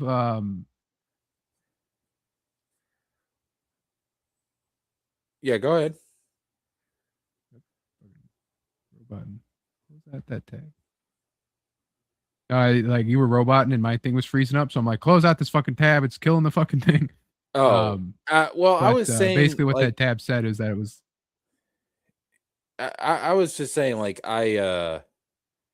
like if you really want like help beating a boss, like just look up a YouTube video that's a guide to beating a boss. Like they're all over the place. I admit when I first fought Yuzora, one thing I couldn't figure out was like now because there's a secret in the Kingdom Hearts 3 Remind stuff where in the data fights, if a boss's attack has like a red effect to it, I think it's a red effect with the data organization, you can't guard it, you have to dodge it. If it's a blue effect, you have to guard it, you can't dodge it. They switch it in the Azora fight, and that was throwing me the fuck off because I was so used to like, I was like dodge red, guard blue, and they switch it to where now blue is unblockable and red is blocked. Red you have to dodge. Like, and that threw me off to begin with. Once I figured that out, still took me a lot of fucking tries, but I got it down. Yeah, I remember Yuzora being fun. It was never one that I could fully like. I mean, I remember beating it, being that a big deal. It didn't take me too long. I think it took me about a day of just like I played. So I played Remind the very first hours it came out, It was like late in the night, and I think I only ever got to like a little bit in. But then I was like, I had the whole rest of the day to play the rest of it, and then I got up to Yuzora, and then it took me like the next day to beat him. And you know, it wasn't too bad. I just had to find that because like I coasted through Kingdom Hearts 3 because I played on like normal. Well, fighting Yuzora on critical, probably it was probably about the same time as it took me to beat Lingering Will first time. Probably took me probably about a weekend to. Well, no, Lingering Will took me a week, but I was a kid back then. But I don't know, it probably took me a weekend to really get down Yuzora to, you know, figure out what's the best way to handle him. My favorite gimmick still with Yuzora, and it's something that very few, like I've seen people fight against Yuzora, very few of them ever even see it happen organically, is when he steals the fucking Kupo coin. It's my favorite thing. Dude, it got to a point when it happened, I was like, let me go into my items. I'm just not going to use this fucking thing. Screw it. Yeah, you had to go into your normal save file and die to like not have your Kupo coin, or just I just got rid of likely die before he steals it from you. Yeah, I just got rid of the fucking thing because I was like, yeah, fuck this. But like, I've never seen someone play through that game and actually get to see the part where he comes back with the Kupo coin, because everyone always dies and then has to use the Kupo coin, you know, or they don't go in with it or whatever. But like the moment, it's so mean, but I love it so much, where it's like he steals the Kupo coin, you beat him, and he comes back with half his health. Like, you know how wild that was? Because I think I had up to like 4 bars of HP left, right? And no. Yeah. It was about 4 bars of HP. And then he like steals my Kupo coin. And then I think, oh my God, I've got him. No, he comes back. And I pause. I put my controller down. And I'm just like, are you fucking kidding me? Like, he is the protagonist of his own game, and he comes with protagonist rules. I mean, I was like, all that fucking work for nothing. That's some shit. That's some bro. Yeah. Like that's the thing. Like Yuzora has like all these like you can call him cheap, but he's not an unfair boss. Like that's the thing. Like he's a very well designed boss, but you really got to master that game to get him. You really do. It's like I said, what I love about Yuzora so much is that he is a protagonist of a different game that is there to fight you, and you have to deal with the fact that like this is what your enemies deal with when they fight you. Is they're fighting you, and you're like, imagine if like he had the imagine if he had the, what's that called when you get the combo but you can tank through the combo? Shit, I forgot the name of it. I know what you're talking about. Basically, it allows your combo to go uninterrupted. Or I was more thinking about like when enemies are kicking your ass, they won't like kick your ass to death if you're in mid combo. They're in mid combo. Oh, okay, yeah. I know what you're talking. The second chance and once more. Yeah, so like if Yuzora had that, we would just be beating him down. And he just stops taking damage. I know. What the fuck, man? So it's like I have to stop my combo just to restart my combo to fucking do damage to the fucker. Yeah, what the fuck, man? Oh my God. Yes, so like.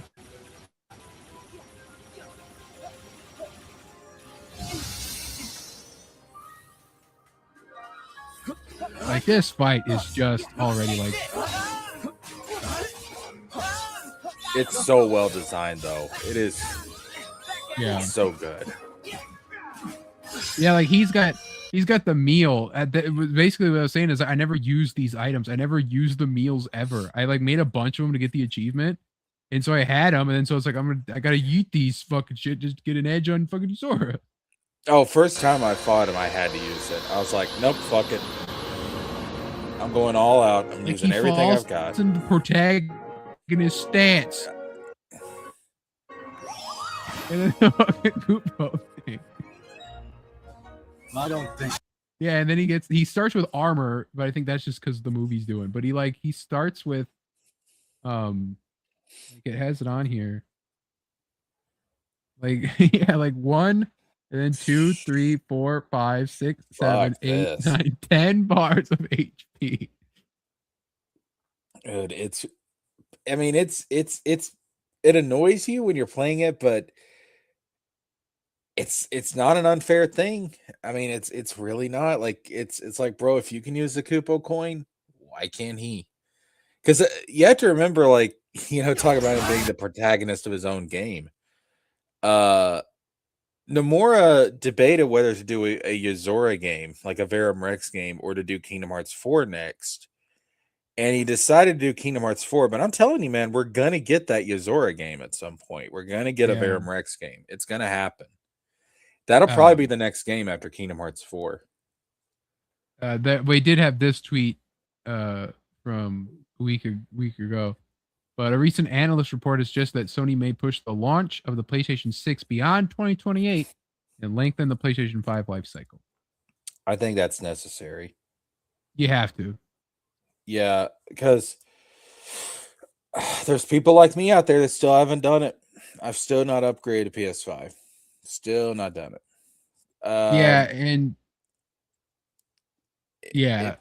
It's felt like a hollow generation.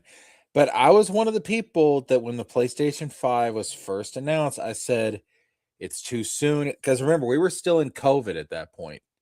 Yeah. And I said, with the global economic system as uncertain as it was at the time, I said this is not the right time to launch a new console. People aren't going to be rushing out to buy it. I also said that the PS4, because people forget this, the PS4 was a juggernaut of a system in terms of sales, in terms of how much people were using it. I mean, it's Sony's second most successful console next to PS2. I'm pretty sure. And PS2 was fucking crazy in terms of what it did. So I mean that's wild. And I said PS4 has at least at the time had at least 2 more years of life in it. I thought they rushed out the PS5. I really did. I think they could have got another 2 years coasting on the PS4. They would have been perfectly fine. So I think it came out too early. I don't think there's been enough games. I mean, there's been good games on the PlayStation 5. I don't deny that, but you've not had the same library of games, the same quantity of games as you did with PS4. And maybe give it a couple of more years to get that library expanded, because at this point, it's almost been a skippable generation, in my opinion. Yeah, I mean, besides the fact that just most games in general, you got to play on these hardwares unless you have a good PC, obviously. Yeah. But AI is ruining PC stuff, and so RAM and all that shit's stupid expensive now. But yeah, like I remember it was talking about how like, oh yeah, there's already talk the PS6, and it's gonna be in like the next couple of years or something, or we're only gonna get like a year and a half with the PlayStation 5. It's like, I just got a PlayStation 5. Like we got a year and a half until we start. Like, there's no big leap yet. There's no PS5 was barely a leap. Like, it got there, there hasn't. All we got out of it was faster load times. That's it.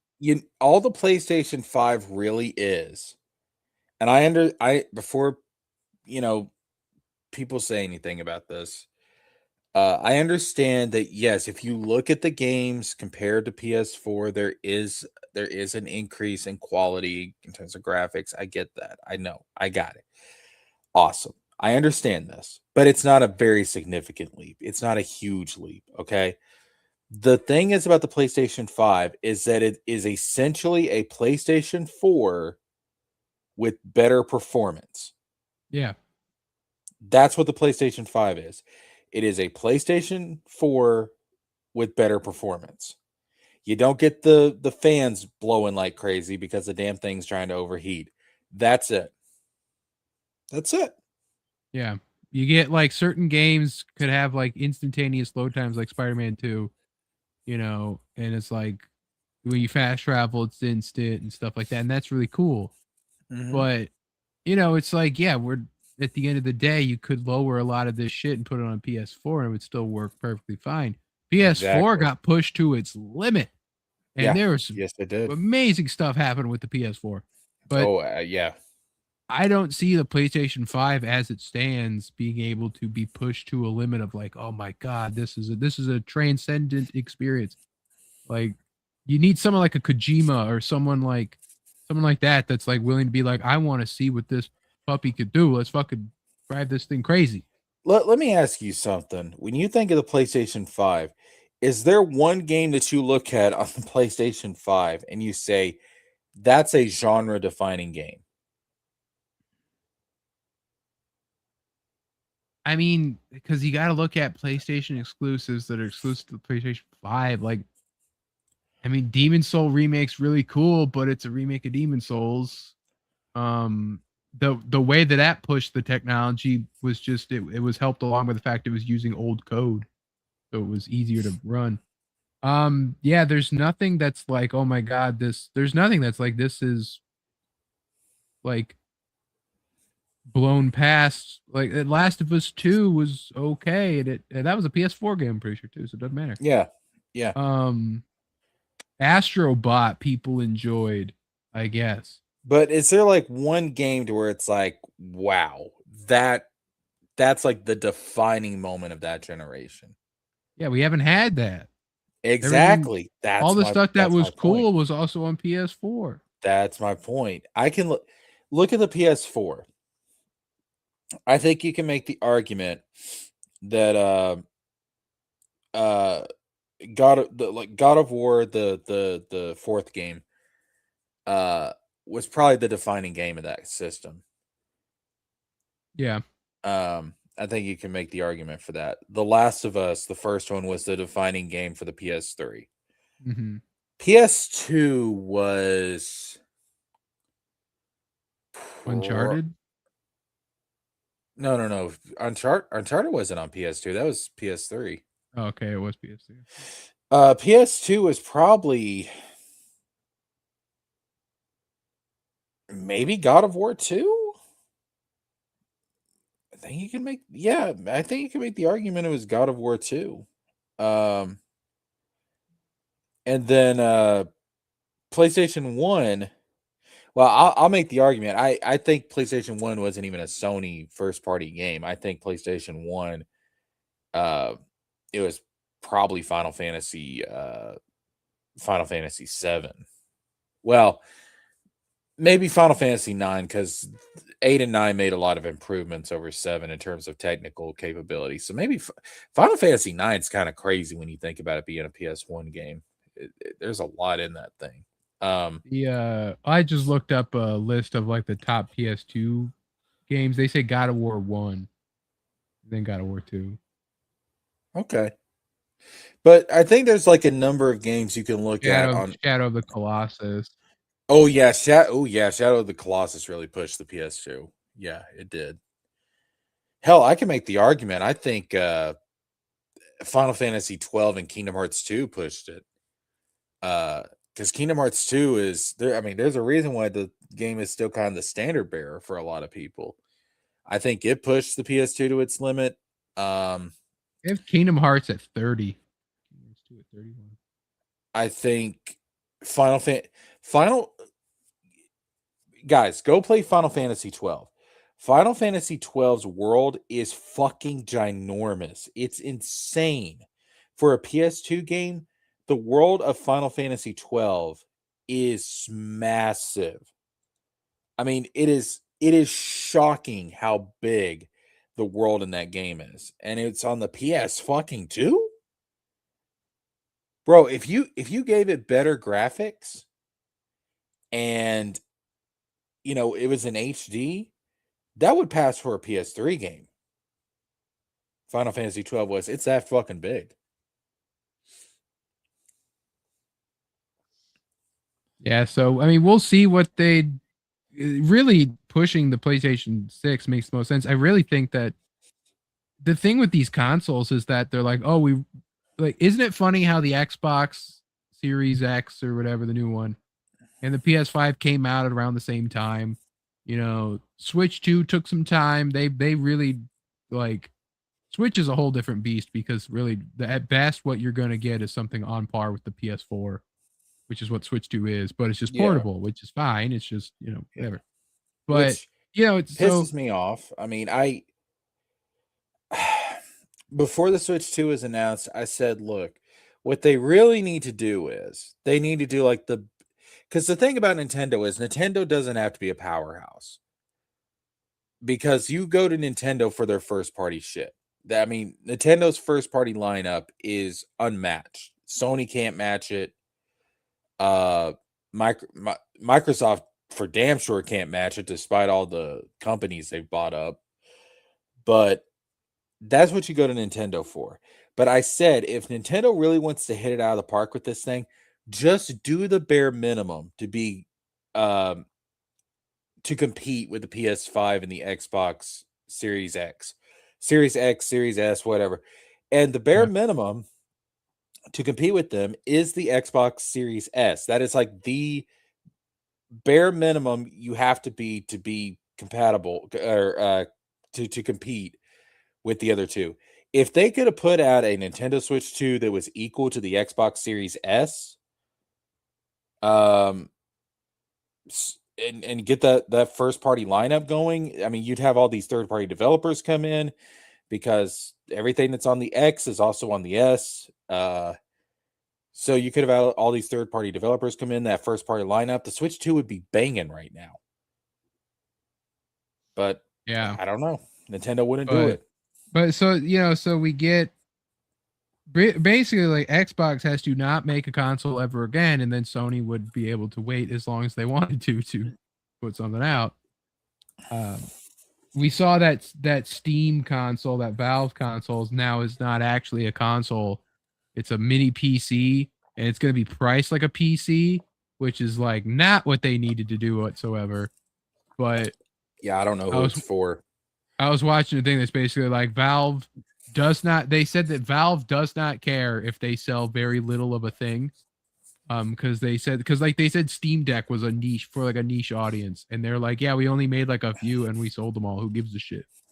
Like, fuck you, you know, like. And so they'll make only a few of those console things and then sell them all. And be like, all right, cool. Like, we're not going to be inside stores. We're not going to be inside Target. We're going to sell directly. You got to order directly from us, and you're going to get it if you want it. If you don't, we don't care. It's like, all right. Because like with these consoles, like PlayStation and Sony and all that, they got to like, they make a bunch and they got to be like, okay, we got to hit these metrics because we made so much of these. You know, and we got to have this long shelf life of our thing. Valve's like, fuck you. Buy it or don't. So, yeah.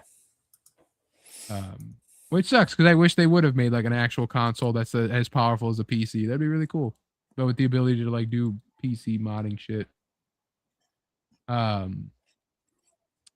Pinned at the top of the chat is our Ask Us Anything. We actually do have a question this time, thanks to Roygen, who asks, if you can bring something back like a show, movie, or game, etc., what would it be? I'm sorry, say that again. So if we could bring something back like a show, movie, game, etc., what would it be? So like a long dead franchise, long dead show. I mean, at this point, Kingdom Hearts is a long dead franchise. Bring it back. Oh, come on. We are this close. Okay, we are this close to getting it announced at the State of Play on tomorrow, I believe. I'm glad somebody still has hope on this planet. Did you hear about the remake? Yeah, they're supposed to be doing it. I don't believe that for a second. We'll talk about it here in a second if you want to, but I'll answer the question. Now, are we talking about just games or just in general? Well, it said like games, movies, shows, etc. Okay.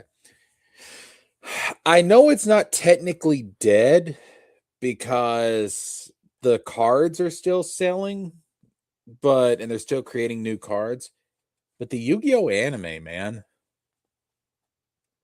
it's been years since we got a Yu-Gi-Oh anime. I mean, I kind of hopped off of it, so I don't know if we've like the last Yu-Gi-Oh anime. No, it was I think it was Go Rush. Let's see. What was the last? All right, that's even new to me. I never even heard of that. Anime. What was the last Yu-Gi-Oh anime? Yeah, go. Wait, that ended in 2025? Really? No. Well, hold on. Was that? Yeah, I guess there's one season that started 2022. I swear to God, man, I feel like aired from 2022 to 2025. Yeah. I feel like 2022 is when it ended. Anyways, I wasn't keeping up with it. Like, I've not kept up with any of it since 5Ds. 5Ds is when I dropped out. The last thing that was like somewhat new of Yu-Gi-Oh that I watched was Dark Side of Dimensions. And that's because it brought back the OGs. But I think that they need to just fucking reboot the franchise. What I would do is, personally, I would say screw being kid friendly. Take the original manga and do a more faithful adaptation to the original manga and turn this bitch into a horror anime. Because that's what the manga is. The manga is dark as fuck. Like, just straight up be faithful to the manga and target it towards teenagers and adults. Make that, fuck it. All right. Don't you want to see Merrick fucking Ishtar rip off his dad's back and then throw it on top of an unconscious Odeon? Don't you want to see that shit? Yeah, or like Bandit Keith shooting himself in the head. Hell yeah. Fuck a Shadow Realm, man. Nah. Or no, you like make it dark but keep the Shadow Realm, because Shadow Realm is scary and cool. Okay.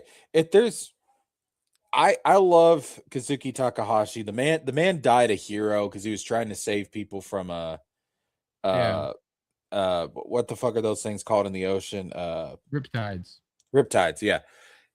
The man died a hero, but there are some things that I would want to change, specifically with that final arc, because in case y'all don't know, I'll give a little bit of history lesson here.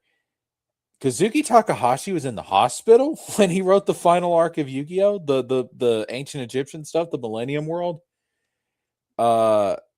He was in the hospital, so he didn't get to do completely what he wanted to do. Like, the whole thing with Seto and Atem and like their rivalry was supposed to be expanded on much more, and he didn't get a chance to do it. Which is sad because that's like one of the central conflicts in the entire story. And then like Zork's design, he straight up said, yeah, I was on all kinds of, I was sedated and shit. Like, yeah, I didn't know what the fuck I was fucking doing. Dragon dick, for God's sake. Yeah, I mean, he pretty much said, I have no idea what the fuck I was doing. And I don't like Zork's whole origin, because he's apparently like, oh, he's the culmination of all the darkness and the human heart and blah. And it's like, no, let's tie him into the mythology a little bit. Let's make him like I've got some ideas, but I'd like to see a reboot. I'd like to see a reboot. Maybe take some notes that Takahashi probably had lying around somewhere and incorporate that shit. But let's do a fucking reboot of Yu-Gi-Oh! The OG shit. The real shit. Yeah. See. Man, I want to watch Yu-Gi-Oh! Again. Like, I'm just like learning. Hey, they've got a 24/7 live stream on YouTube right now. They're in the middle of the Pegasus Yugi duel. I can drop the link in the chat. Like, I I also because I never watched I did catch some GX, but I never watched it from start to finish. GX, I think, starts out. So GX is lighter in tone compared to OG Yu-Gi-Oh. This is true. But the first 2 seasons of GX are okay. The first season, I think, is trying too hard to be I think it's trying too hard to be well, my score is the explosion will. Oh, did you? Yeah, you found it. Okay, yeah. But it's the entire series. It's even got the Pyramid of Light and Dark Side Dimensions in the rotation. Yeah. I recently because I saw it was recommended to be like the whole Battle City Bakura versus Yugi. Right. Yeah. And I was like, I had that on the VHS, like when they had the VHS of certain episodes. I used to watch that one because I love Yami Bakura. Oh yeah. Well, yeah. See, like I wish Takahashi, I wish he didn't have the issues being in the hospital and stuff, because he could have done so much more with that final arc. And of course, Bakura was the big bad there. So yeah. But yeah, I have actually sat down and I have watched this live stream. I don't know how many fucking times, just off and on, and like I'm in such a nostalgic Yu-Gi-Oh mood right now. Yeah, there's something about it. I wouldn't be against them including that. Like, I would change up like the nature of the Shadow Realm though. Like, I've got some. Maybe one day, like I'll do like my own version of the final arc, because I'd like to do. There's a lot of shit I'd like to rewrite. I like to rewrite the final arc of Yu-Gi-Oh to make it a bit more coherent. Gotta hear those. Hell yeah.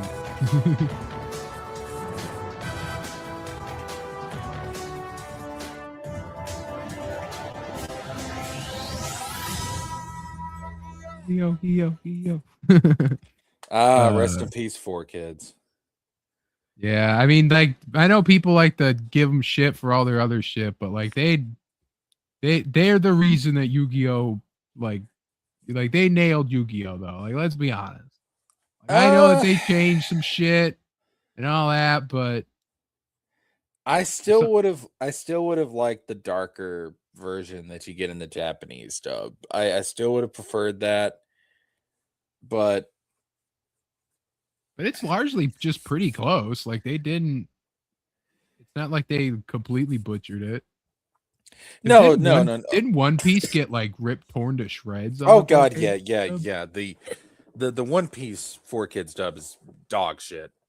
I think some of the voice actors are actually decent in that dub. And look, the One Piece rap, I mean, it's nostalgic for me, but the story is ripped to dog shit. I mean, it's like devil fruits are cursed fruits. The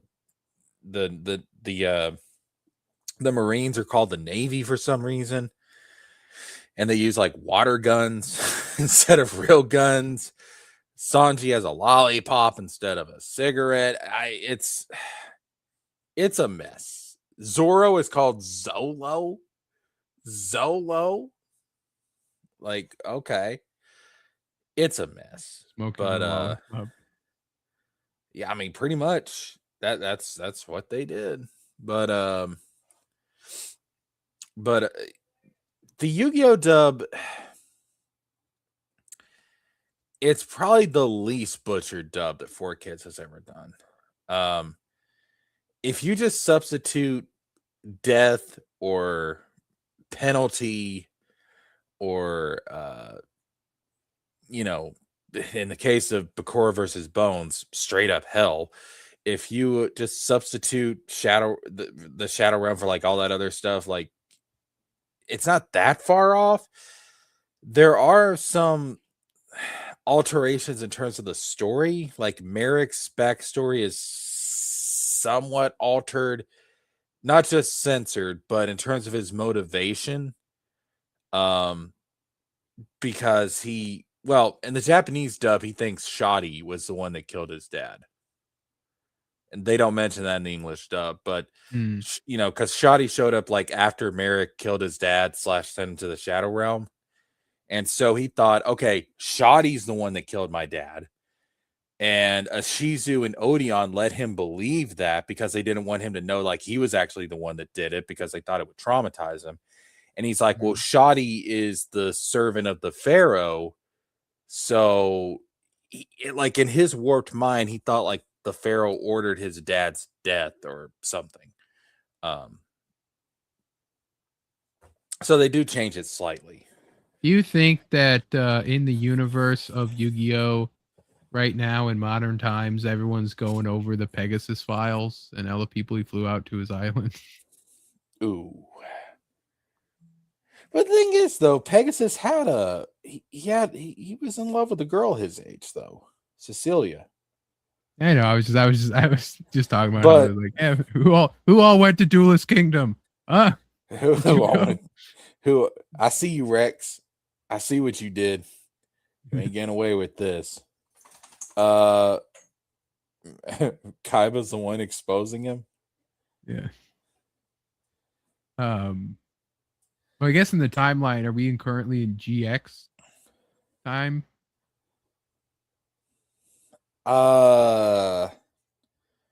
Maybe we would either be in GX time or we would be soon after GX, because we wouldn't be in 5Ds because 5Ds is 100 years after the original series. Takes place in the early 2000s, starting around 2004, or 10 years after the original Master Series concluded and running for 4 years. Oh no, then we're past GX. We graduated 2007. Yeah. Are we in 5Ds then? No, because 5Ds takes place 100 years after Duel Monsters. Okay, so there's just nothing in between. No, there's, I mean, I'm sure something happened, but they don't ever talk about it. But no, like 5Ds is like 100 years later. Because you don't have Domino City, you have Neo Domino City. Is fucking Batman Beyond? Kinda. In a way, yeah, it kind of is. I should be like, yeah, the Yu-Gi-Oh guys, like, yeah, I really like Batman Beyond, so I made 5Ds to be like Batman Beyond Yu-Gi-Oh. Because you have like Neo Domino City, and then like the old Domino City is basically like the slums of Neo Domino City. And like they do make references to things that happened before, like there's like some references to Pegasus and like Yugi and like, but they're considered to be legendary at that point. It's like, oh, these are like, these legendary duelists from like 100 years ago.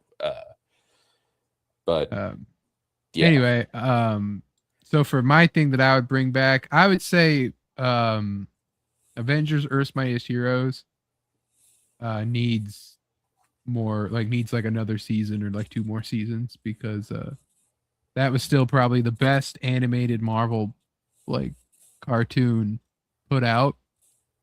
And especially with like where they could go now with where we are in the zeitgeist with everything. Like they were going to do like mutants. They were going to have more X-Men characters. They were going to do Sentry. They were going to do a bunch of stuff. And the plot that they left us on was a Thor plot. It was going to be a more of the Enchantress, like Surtur's coming back. He's going to destroy the world. That plot never goes nowhere because they couldn't do it. So they had to wrap up and do the Galactus story and be like, all right, we'd save the world. Cool. Bye. Speaking of Batman Beyond, I'd bring that back. Yeah. It had its day. It kind of got ruined in Unlimited, but people still liked it. But before we go, we had this Kingdom Hearts. I saw the No Glitches people talking about this event in '90s, and I didn't sit to actually watch it because I was like, oh, we might want to talk about this, but I also like knew when I saw them like this thing ain't happening. Like it'd be all over everywhere if this was happening. Well, it's a leak, so yeah. I kind of want it to happen.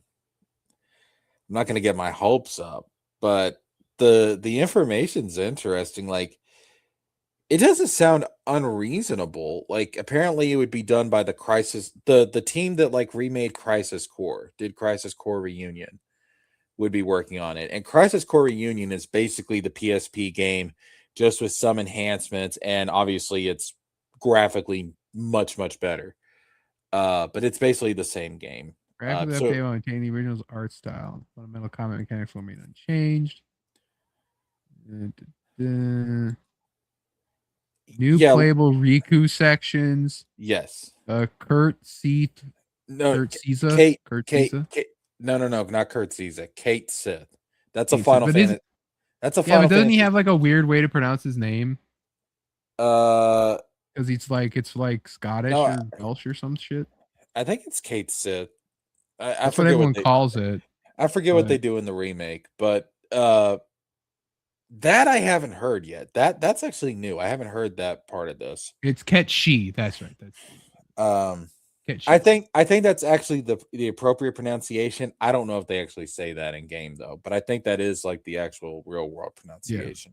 Yeah. Because I was gonna say, well, a new Jungle Book world cut from the original Kingdom Hearts. You can't do Kingdom Hearts 1 remake because you have Tarzan World. You can't do this. But you have to. You have to remember. To. No, hold up. You got to remember though.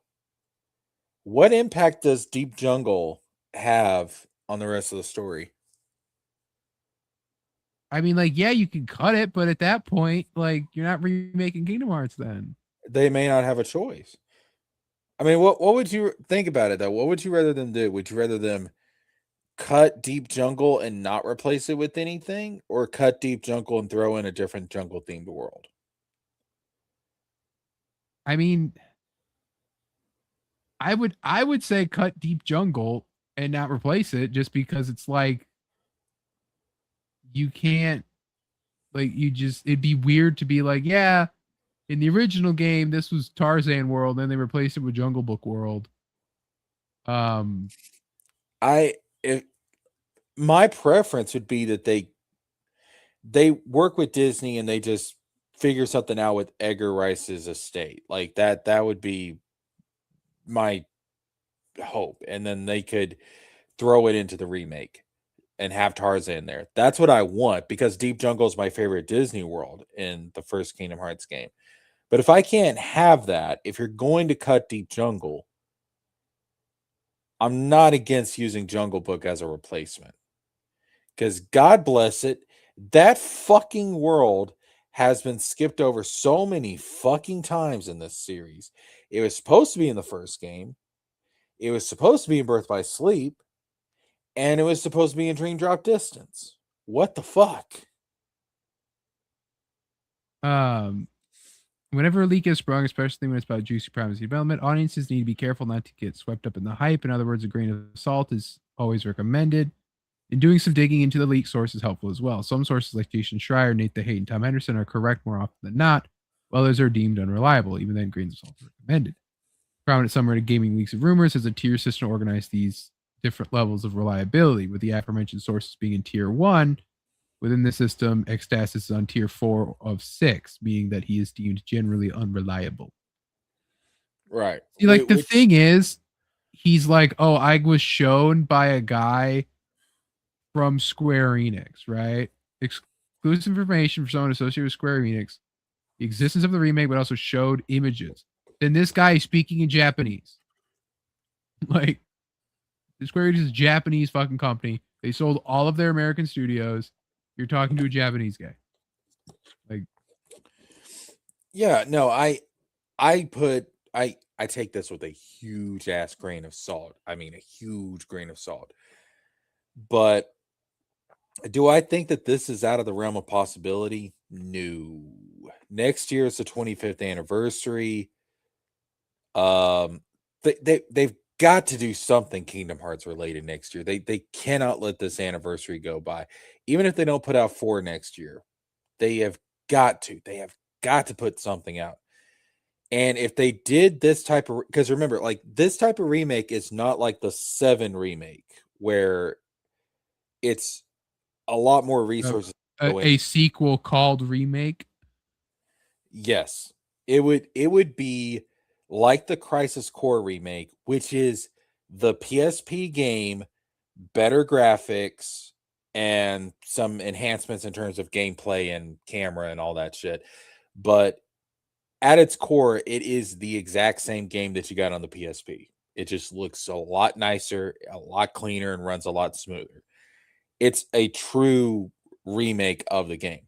So they popped out the Crisis Core remake like that. I mean, they popped that out pretty easily. If they did it with Crisis Core, they could easily do it with Kingdom Hearts 1 in that style.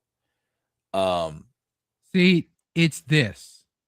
It's all this right here. It's just like, okay. New playable Riku sections. The cat guy making an appearance. I don't buy that one. I don't think remixed version of the theme, including new vocal accompaniment. This it's simple and clean is a copyright nightmare at the best of times, and you're gonna throw in new vocal accompaniment and a Jungle Book world, which was cut from original Kingdom Hearts. Like, put Jungle Book in Kingdom Hearts 4. It should have been classic Disney World in Kingdom Hearts 4. It should have been in Dream Drop Distance. It really should have been, because the thing was, when Dream Drop Distance was announced, Nomura said the Disney worlds that would be in Dream Drop Distance would be worlds that were considered for previous games, but were cut for whatever reason, and they were going to add them into Dream Drop Distance. There is no world in the entire history of the franchise which has been cut more than the Jungle Book. And it still didn't make it into that game, which blew my motherfucking mind. I thought, oh, that's for sure going to be in here. But this guy got the Dragon Quest thing right. He asserted the Dragon Quest 7 would be getting a remake, and it would not be an HD 2D style of previous remasters. This turned out to be accurate. Which is have a reliable Square Enix source. Which is why I can't totally dismiss this. I can't look at it and go, well, this ain't gonna happen. Because I don't buy the Kate Sith thing. I don't know what that would add to. I really don't know why you would do that. Like, what would be his purpose? But the Jungle Book thing, yeah, if they can't get the rights worked out with the Edgar Rice's estate, yeah, I could see them pulling that off. The playable Riku segments, we already know Nomura wanted to do that in another game. Like, Birth by Sleep 0.2 volume 2, whatever it's supposed to be, turned into a fragmentary passage. Originally it was supposed to be a game that covered like the gaps throughout the Xehanort saga, so that would have included Riku sections in Kingdom Hearts 1 Days and 2. So yeah, that's an idea Nomura has wanted to do. If they remade Kingdom Hearts 1, he could actually do it there, so I could see that happening. The remix of the song by Utada Hikaru, I don't know if that's necessary. Impossible, no, but necessary. All this isn't really necessary. Kingdom Hearts 1 is like perfectly fine. It's old, but it's like it runs perfectly fine. Combat's still great. Traversal's fine. The only thing that's a little weird is the fact that half the people talk in speech bubbles with no voice acting, but that's okay. It only took us till Kingdom Hearts 3 to finally get past that, but we're over that now. I agree. Like, I think Kingdom Hearts 1 and 2, both of them hold up extremely well for their age. Yeah. But come on, man. I'm so desperate for anything at this point. I'll take this shit. I will take this shit in a heartbeat. I will be there in day one. You want to get me to buy a PS5? You make this PS5 exclusive? Motherfucker, take my wallet. Okay, I will get the fucking PS5. All right. I will get it for this shit. I don't give a fuck. I will take it. But am I going to walk in to watch the State of Play tomorrow and expect this shit to be there? Hell no. But if it is there, am I gonna have a smile on my face? Right, Hell yes. State of Play predictions. Okay, are we getting Final Fantasy 3 rerun or whatever? Not tomorrow. We'll get it soon. Time for it. Well, I think we'll get it. We're gonna get something. We're gonna get something Square Enix, but I'll be real with you.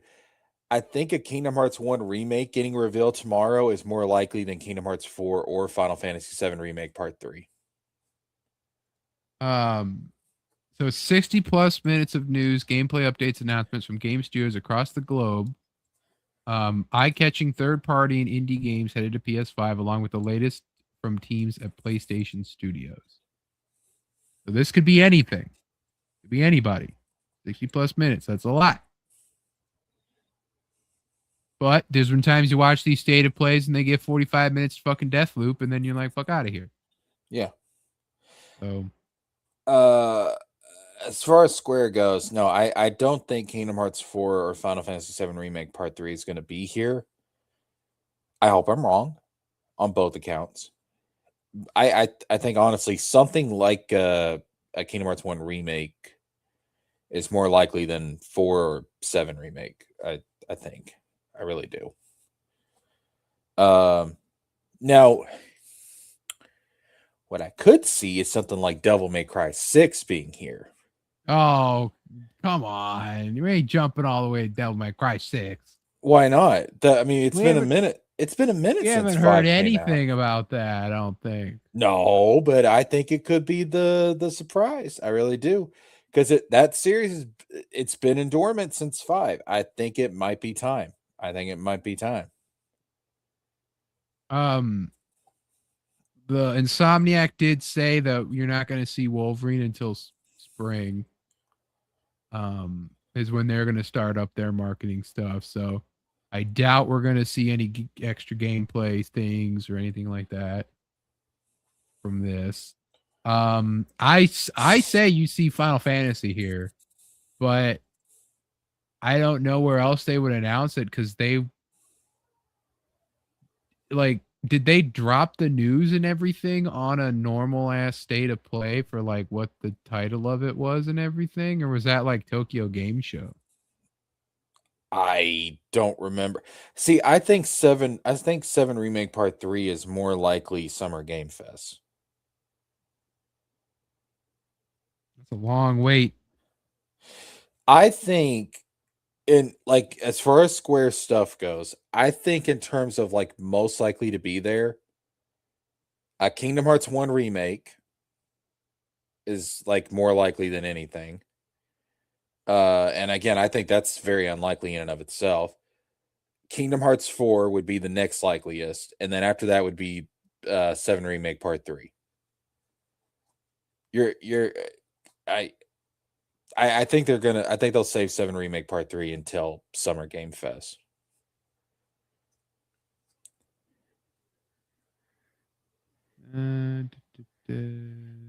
Devil May Cry 6, I think, could surprise people.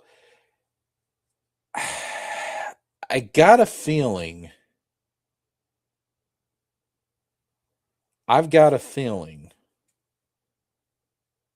Spider-Man 3 may be at this. They're not doing Spider-Man 3 that quick. They got Wolverine to focus on. I'm not saying it's going to be anything big, but it'll be a teaser. And the leaked timeline shows that Venom comes out before Spider-Man does. Okay, let me rephrase that. It'll be something Spider-Man related. I guess. Even so, like, we had Miles coming out before we knew Spider-Man 2 stuff. And so I think they're focused. They'd make the most sense. You got to focus on Wolverine. You can't jump straight to Venom. I mean, like, you could, because like Venom's supposed to be a side game. Yeah, but I don't think it would interfere with anything. Yeah, as far as Wolverine goes. I think we're getting Marvel Tokon stuff, because they did have a recent Steam update that confirmed there's gonna be 20 characters in that game at launch. It's pretty cool, and a story mode. Thank God, I can play the game's playable. There's a story mode. And stories. Anyway, something slaying dragons. We will be here next week to talk about any important news that comes out of it. Whatever it may be, unless it's something like stupid where it's like it's random ass shit none of us care about. It's like, who cares about all this shit? If we get anything Final Fantasy or Kingdom Hearts related tomorrow night, I will come out of my fucking hibernation. The year of And Jesker will officially begin, bitch. Yeah, your channel will kick up. Well, Oh, remember hell if yes. Bloodborne Remaster is announced, you gotta play it. Yeah, I will. Fuck it. Fuck it. Fuck it. You know what I want? You know what I want to see, but I know we're not going to get. What? Bro, can we please revive Castlevania? Yeah, I mean Castlevania's lived on as like crossovers from in other things now for the past. Like it was in like Vampire Survivor and fucking that one side scrolling one had that. There was like a lot of like no Castlevania nothing. Vampire games in general. Ooh, Blade. Blade could be there. People want to say, "Oh, Jessica, why aren't you doing anything?" Bro, all the shit I care about is on fucking hiatus right now. Like, give me that's something what you got to stream about. You got to just stream damn. about like, this is what I would do if I was in charge of them. This is what I would want. If I was in charge of the galaxy, I would be Palpatine but twinkier. Yeah, and you'd be like, instead of like the Final Order or whatever, you'd be like having a bunch of Star Destroyers, but they'd be making video games. Yeah, and they'd all make have me like, Castlevania, damn it. They'd all have like rainbow colored exhaust on them. I'd be like, these Star Destroyers are fabulous. Witness the power of this fully operational pedal station. Anyway, yeah, we'll be back next week to talk about all of that, whatever comes of it, as well as whatever random other articles I have here. If there's anything new in the Spider-Man Noir trailer, we can kind of touch on that as well. But we have always more. We have like, I got news here, 3 different video game live action announcements, like adaptations. What the fuck? We like, you'd think that there wouldn't have any. We got one of a fucking like arcade shooter game.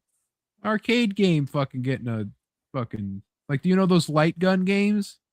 You know, you just stand there and you shoot the plastic gun as like the, thing panels through the thing, making a movie of that. Like, they're scrape the video game adaptation barrel is just, we're reaching the bottom of it. We have officially scraped the bottom of the barrel. So we will be back here next week to talk about that, as well as who knows whatever's announced. There might be more video game adaptations announced at the State of Play. Actually, we could actually have gotten God of War stuff from there too. We could get like for the show. Pause. Over or under God of War game announcement? If it's anything, it's one remake or remaster or something. It's God of War 1 stuff. It's Greek stuff, which is what they should do. I'd take a port. I wouldn't even need like a full-on remake. I'd take just like, here's 1 and the 1, 3, the PSP games, whatever the fuck, a Greek saga, 5 games, whatever it is, slapped onto a fucking thing. Let me play it. All right. You know what? Here's my predictions. I'm just going to run through them real quick. Something God of War. I'm not going to get specific. Something God of War. Devil May Cry 6. Something Square Enix. And what was the other thing I said earlier? Spider-Man 3. Oh, yeah. Something Spider-Man. Probably Venom, more likely than anything. Probably Venom. And I feel like I need to do a 5th one. What would be a good 5th one?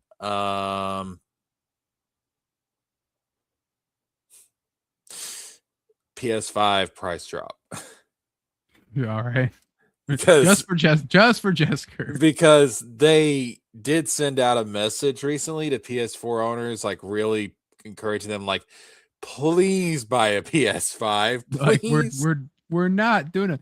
The recent WWE game that they announced, that's finally dropping PS4 era. It's finally dropping last gen. But they literally, because I got it too. They sent out a message to PS4 owners. They said, please buy a PS5. It's like, yo, man, this is sad. But maybe they'll do a price drop, or maybe they'll come out with like a cheaper model, something to where it'll encourage people to do it. That's my wild card. There's my wild card. I think we'll see new Marvel Tokon. Because we still got a lot of like people that are like shoe-ins for Marvel games that we just haven't seen yet. Like we haven't seen Wolverine. You could get someone like Cyclops, you get a Hulk, you could get, any of those people. We haven't seen any of them yet. Fantastic Four characters would be cool. And we got Doctor Doom, but he's, kind of grown past Fantastic Four in a lot of ways. So stuff like that would be cool. I don't know if I don't know if we see Wolverine because they said we wouldn't till spring, but we might have something there random. Who knows? I hope we get a God of War something. I think we're due. I think before the show hype starts, you got to do something there. Yeah, I mean, they might save God of War until Game Awards or something. Or something. I wouldn't be surprised if we see a whole rundown of the cast officially. And then maybe we'll see who Freya is and we'll see everyone there. Like I could see that happening. We won't see anything out of it, but just like the pictures of like the characters and the head shots or whatever of like the actors and be like, oh, this is who we're gonna get. So yeah, I could see that happening. But most state of plays are just kind of lame. Like for me, especially, there's like one game I only ever care about. It's the same for me again because all the shit I care about's on hiatus. Yeah, like are we gonna get Ghost of Yotei DLC? Is that even in the cards? I don't know. I haven't played it. Fuck it. Spyro 4. We're gonna get a new Spyro 4. You know what? We're getting Knack 3. That's what we're getting. Knack 3. Fuck it, dog. Fuck it. We're bringing back Parappa the Rapper. Fuck it. Parappa the Rapper is back. Fucking Fat Princess is back. Fucking. What the fuck was that thing where you like roll around in a ball or whatever? Katamari Damacy is back. Actually, they made a new Katamari Damacy game. I found that out at like talking about like games of the year. They made a new fucking Katamari Damacy game. Yo, that's some shit, bro. Once Upon a Katamari is what's October 2025 it came out. Oh my god. They made a new one. It's the first one since 2011. That game was like a fucking fever dream. I remember like people talking about it all the time back on like when I first started getting into YouTube, and they were like, man, this is a crazy ass game that happened. Like we all remember this, and it's like that's like it just lived on, and you forgot about it. I forgot about that game for probably 15 fucking years or whatever long it's been. And they're like, yeah, they made a sequel. I'm like, what? It's 2020. It came out 2025. Yeah, crazy. Bro, that game was such a fever dream. Fucking Infamous is back. Oh wow, yeah. I'm just going through the whole list of PlayStation All Stars. Fucking PlayStation All Stars is back. Nathan Drake making his return, bitch. Hold up. Yeah. Could you? Last of Us 3? No shot. That'd be fucking. Do you know? That'd be no, because they're working on that space game. Fuck it. Maybe they canceled it. Fuck it. No, they didn't cancel it. They were just talking about it. But yeah, I know that you might see more of that space game actually. But that's probably I could see that. No, fuck it, man. They canceled that game. They said fuck it. It's been a year, I think, since we've seen it. Maybe like 8 months or something like that. Fuck it. Last of Us 3. Fuck it. Fuck it. Dude. No, we're getting Last of Us 1 Rebirth. I swear to God, Sony, that you have re-released this game more times than Dragon Ball has redone the fucking Beerus story. And Todd has done Skyrim. It's like holy shit, bro. Like that's fucking crazy. We're gonna be in the apocalypse, and there's gonna be like Skyrim and Last of Us are gonna be the last thing standing. Yeah, the robots just keep making it over and over again. Like people always talk about cockroaches surviving a nuclear war. No, the only thing that will survive everything, the one thing that will outlive everything else on the planet will be The Last of Us 1 and fucking Skyrim. Okay.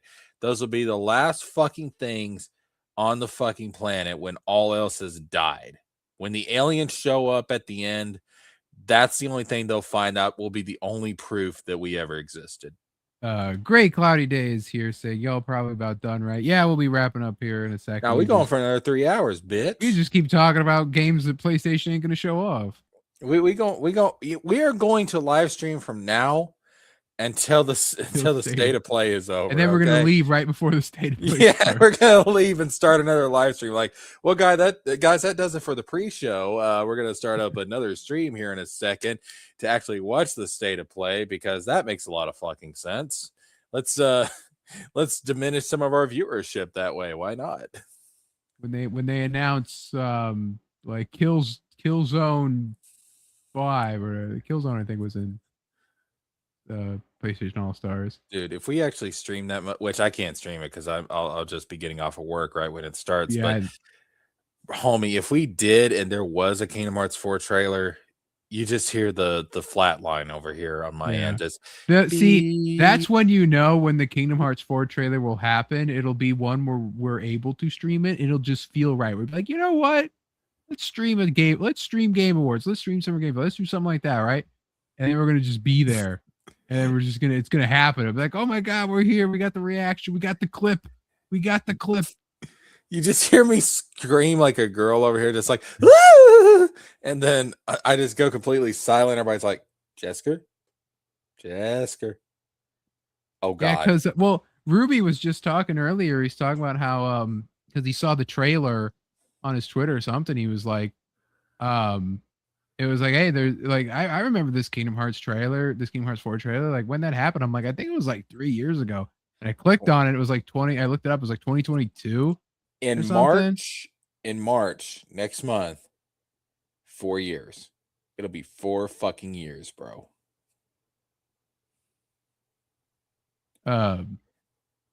Yeah. So we gotta get. We got those pictures, but that was it, right? Remember when we got the pity pictures once they canceled Missing Link? Yeah, that was just like, we sorry. Here you go. Here's a cookie. Here's a little cookie. Make you feel better? A little cookie make you feel better? Give you a little sugar rush? There you go. We sorry. Yeah. So Missing Link has been back in development. Oh my god, imagine. Be like, Missing Link Shadow Drop available now. Missing Link ain't missing no more, guys. We found it. What would you rather have? Would you rather have Kingdom Hearts 1 remade nice and pretty, or Union Cross Dark Road proper game? Union Cross Dark Road proper game. Hands down. Hands down. It's so fucking important to especially this next saga, but for the franchise in general. Yeah, that's easy. Union Cross Dark Road proper game. Yeah. Yeah. Yeah. I think I watched part of Dark Road. Like I think I watched Dark Road shit, but Dark Road just never interested me. I just can't. I watched the ending to it, but it was like the nitty-gritty of Dark Road I just was not into. So Dark Road essentially it's obviously like Xehanort, like, you know, becoming the villain. And what it is, like Xehanort, so you know, like Ericus and like a lot of the other Keyblade wielders were all like, you know, light. It's all about light. You know, we gotta defend the light. Okay. That's how everybody around Xehanort was like that for the most part, except for one dude who ended up being like the final boss of the game. But everybody else around there was like, you know, it's all about the light. We all love the light. Yippity skippity. And Xehanort realized that these people who are professing like they're these, you know, defenders of light, they're dedicated to the light. Even them, they can succumb to darkness. And that's when you realize this entire fucking philosophy that these people have is flawed. And so that's what inspires him to start investigating the darkness. He basically realized that the Keyblade lineage up to that point it's full of a bunch of hypocrites. So that's when he decided to start investigating the darkness. And he was like, well, the answer is obviously not to fight darkness, because that led to the Keyblade War. That led to, all of my friends fucking dying. So obviously this shit ain't working. Instead of fighting the darkness, I'm going to learn about the darkness and I'm going to control it so it don't control me. That's how he got his start, pretty much. Anyway, we'll definitely not be getting any Dark Road or any Kingdom Hearts in general, I'd say, but we are getting out of here. So thank you, everyone, for watching. We'll be back next week for more Nerd Talk news. And like I said, everything that's announced at the State of Play, plus much more. Thank you, Great Cloudy Day, for stopping by at the end. Thank you, Roygen, for being here the whole time. Thank you, Swan, for being the #1 mod, as always. Thank you, Baki, for being here, as always. Thank you, Mr. Yanafui, for stopping by your very first WoW Wednesday. Thank you, Beefy. Thank you, Vabent. Thank you, One Gun. And that is everyone in the chat. You too, Great Cloudy Day. Thank you, Jesker, for being here. Yo. And we'll be back next week. Good night, everyone. And now I will play the outro.